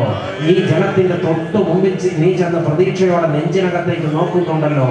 ദൈവമേ, ഈ രാത്രി ഇവിടെ ഇരുന്ന് ചിലർ സത്യമായിട്ടും അനുദപിക്കുന്നുണ്ട്, ചിലർ രമ്യതപ്പെടാൻ തീരുമാനിക്കുന്നുണ്ട്, ചിലർ മദ്യപാനത്തോടും മറ്റ് പാപങ്ങളോടും വിട പറയുന്നുണ്ട്, ചിലർ കുടുംബ സമാധാനത്തിന് ദൃഢനിശ്ചയം ചെയ്യുന്നുണ്ട്, ചിലർ കർത്താവേ നിന്റെ വഴിയിലേക്ക് തികച്ചും ചുവടുമാറാൻ തീരുമാനിക്കുന്നുണ്ട്. ദൈവമേ, 3-4 ദിവസം ഇവിടെ കൺവെൻഷൻ നടത്തിയിട്ട് ഒരാൾ പോലും നിന്റേതായില്ലെങ്കിൽ, ഒരു വ്യക്തിയുടെ ജീവിതത്തിൽ മാറ്റം വന്നില്ലെങ്കിൽ ഇതിന് മുടക്കിയ പണവും സമയവും വ്യയവും വെറുതെയാകുമല്ലോ. സ്വർഗ്ഗമേ, ഈ ജനത്തെ സ്വീകരിക്കണമേ. ഈ ജനത്തിന്റെ അനുതാപ കണ്ണുനീർ ഏറ്റുവാങ്ങണമേ. ഈ ജനത്തെ നീ നെഞ്ചോട് ചേർക്കണമേ. ഈ ജനത്തിന്റെ പാപത്തെ ക്ഷമിക്കണമേ. ഈ ജനം നിന്റെ അവകാശമായി തീരണമേ. കർത്താവേ, ആരും വന്നതുപോലെ മടങ്ങല്ലേ, ആരും ഇരുന്നതുപോലെ എഴുന്നേറ്റ് പോകല്ലേ, ഒരാൾ പോലും വന്ന വഴിയിലൂടെ പാപ വഴിയിലൂടെ മടങ്ങി പോകല്ലേ. ഈ ജനം സ്വർഗത്തിലേക്ക് നടവള്ളട്ടെ. ഈ ജനം നിന്റെ നെഞ്ചോട് ചേർന്നിരിക്കട്ടെ. ഈ ജനം നിന്റെ വലതുകരം മുറുകെ പിടിക്കട്ടെ. ഈ ജനം നിന്റെ അവകാശമായി മാറട്ടെ. സ്വർഗമേ പെയ്തിറങ്ങിയാലും, സ്വർഗമേ ഇവിടെ പെയ്തിറങ്ങിയാലും ഇന്ന് നരകം തലതല്ലി കരയട്ടെ. ഇന്ന് സ്വർഗത്തിൽ ജയഘോഷം ഉണ്ടാകട്ടെ. ഈ ജനം സ്വർഗത്തിന്റെ അവകാശം അനുഭവിക്കട്ടെ, സ്വീകരിക്കട്ടെ. ദൈവമായ കർത്താവേ, ഇന്ന് രാത്രി കേൾപ്പിച്ച ദൂത് അനേകരുടെ മാറ്റത്തിനും അനേകരുടെ വിടുതലിനും അനേക കുടുംബങ്ങളുടെ സമാധാനത്തിനും ഭദ്രാസനത്തിന്റെ പുതിയ മുഖച്ഛായയ്ക്കും കെട്ടുപണിക്കും ഇടവരുത്തുമാറാകണമേ. ഞങ്ങളുടെ മഹാപുരോഹിതരെ സമർപ്പിച്ച് പ്രാർത്ഥിക്കുന്നു, ഞങ്ങളുടെ വൈദിക ശ്രേഷ്ഠരെ സമർപ്പിച്ച് പ്രാർത്ഥിക്കുന്നു, ദൈവമേ സുവിശേഷകരെ സമർപ്പിച്ച് പ്രാർത്ഥിക്കുന്നു. സകല ഈ ഭദ്രാസനത്തിലെ സകല ഇടവകകളെയും ഇടവക കുടുംബങ്ങളെ സമർപ്പിച്ച് പ്രാർത്ഥിക്കുന്നു. പുരുഷന്മാരെ സമർപ്പിക്കുന്നു, സ്ത്രീകളെ സമർപ്പിക്കുന്നു, ബാലന്മാരെ സമർപ്പിക്കുന്നു, വൃദ്ധന്മാരെ സമർപ്പിക്കുന്നു. കർത്താവെ, പിന്തിരിഞ്ഞിരിക്കുന്നവരെ, മദ്യപാനത്തിൽ പിടിക്കപ്പെട്ടവരെ, വിവിധ പാപങ്ങൾക്ക് മുലകുത്തുകളിൽ അടിമപ്പെട്ടവരെ വിടുവിക്കണമേ എന്ന് പ്രാർത്ഥിക്കുന്നു. സകല ജനവും ഒന്നടങ്കം സ്വർഗത്തിൽ കാണുവാൻ ഭാഗ്യമുണ്ടാകണമേ എന്ന് പ്രാർത്ഥിക്കുന്നു. കർത്താവെ, ആരും കൈവിട്ടു പോകല്ലേ, ആരും കൈവിട്ടു പോകല്ലേ, ആരും കൈവിട്ടു പോകല്ലേ. സ്വർഗം ജയമെടുക്കണം. താഴ്ത്തി താഴ്ത്തി ഏൽപ്പിക്കുന്നു പ്രാണപ്രിയ. പ്രാർത്ഥന കേട്ടതുകൊണ്ട് സ്തോത്രം. ഞങ്ങൾ നിനക്കും നിന്റെ പിതാവിനും പരിശുദ്ധാത്മാവിനും സ്തുതിയും സ്തോത്രവും സമർപ്പിക്കുന്നു, ഇപ്പോഴും എപ്പോഴും എന്നേക്കും തന്നെ. ആമേൻ. ഹല്ലേലൂയ. ദൈവത്തിനോട് 1000 നന്ദി. ദൈവമക്കളെ, നിങ്ങൾ കേട്ടുകൊണ്ടിരുന്നല്ലോ. കേട്ട വചനം എനിക്ക് നിങ്ങൾക്കും വലിയ അനുഭവത്തിനും അനുഗ്രഹത്തിനുമായി തീരട്ടെ. അച്ഛൻ പറഞ്ഞ വാക്കുകൾ നിങ്ങൾ ആരെയെങ്കിലും മുറിപ്പെടുത്തിയെങ്കിൽ സത്യമായിട്ടും എനിക്ക് സന്തോഷമുണ്ട്. കാരണം ആയുധമെടുത്ത് വെട്ടുന്നവൻ അതെവിടെയെങ്കിലും മുറിവുണ്ടാക്കാൻ വേണ്ടി തന്നെയാണ് വെട്ടുന്നത്. ഇന്ന് രാത്രി നിങ്ങൾക്ക് മുറിവേറ്റിട്ടില്ലെങ്കിൽ, ഞാനൊന്നും ചെയ്തിട്ടില്ല, ഞാൻ അധ്വാനിച്ചത് പാഴായി പോയി എന്ന് നിലച്ച് ഞാൻ മടങ്ങണം. കണ്ണുനീരൊഴുകട്ടെ. ഈ രാത്രി ചിലരുടെയെങ്കിലും ഉറക്കം നഷ്ടപ്പെടട്ടെ. ചിലരെങ്കിലും ഇന്ന് രാത്രി സത്യമായിട്ടും അനുഭവിക്കട്ടെ. ഇന്ന് ക്രൂശിന്റെ ചുവട്ടിൽ കെട്ടിപ്പിടിച്ച് കരയാൻ നിങ്ങൾക്ക് ഭാഗ്യമുണ്ടാകട്ടെ. അച്ഛൻ്റെ മടക്കയാത്രയെ ഓർത്ത് നിങ്ങൾ പ്രാർത്ഥിക്കണം. അച്ഛന് 115 കിലോമീറ്റർ തിരികെ കോതമംഗലം വരെ വണ്ടി ഓടിക്കണം. കർത്താവിൻ്റെ കൂടെയുണ്ട്, നിങ്ങൾ പ്രാർത്ഥിക്കണം. വീണ്ടും ഈ ഭൂമുഖത്ത് ഇതുപോലെ മുഖാമുഖം കാണാൻ കർത്താവ് അനുവദിച്ചാൽ കാണാം. അല്ല, മറ്റൊന്നാണ് കർത്താവ് തീരുമാനിക്കുന്നതെങ്കിൽ സ്വന്തം വീട്ടിൽ ഒരുമിച്ച് കാണാൻ എനിക്ക് നിങ്ങൾക്ക് ഭാഗ്യമുണ്ടാകട്ടെ. കർത്താവ് അനുഗ്രഹിക്കട്ടെ. ഈ സന്ദർഭം എനിക്ക് തന്ന എല്ലാവരോടും, പ്രത്യേക അഭിമുഖ തിരുമേനിയോടും ഭദ്രാസന ചുമതലക്കാരോടുമുള്ള വിനയപൂർവ്വമായ നന്ദി അറിയിച്ച് ഞാൻ എൻ്റെ വാക്കുകൾ ഉപസംഹരിക്കുന്നു. ദൈവം നമ്മെ അനുഗ്രഹിക്കട്ടെ.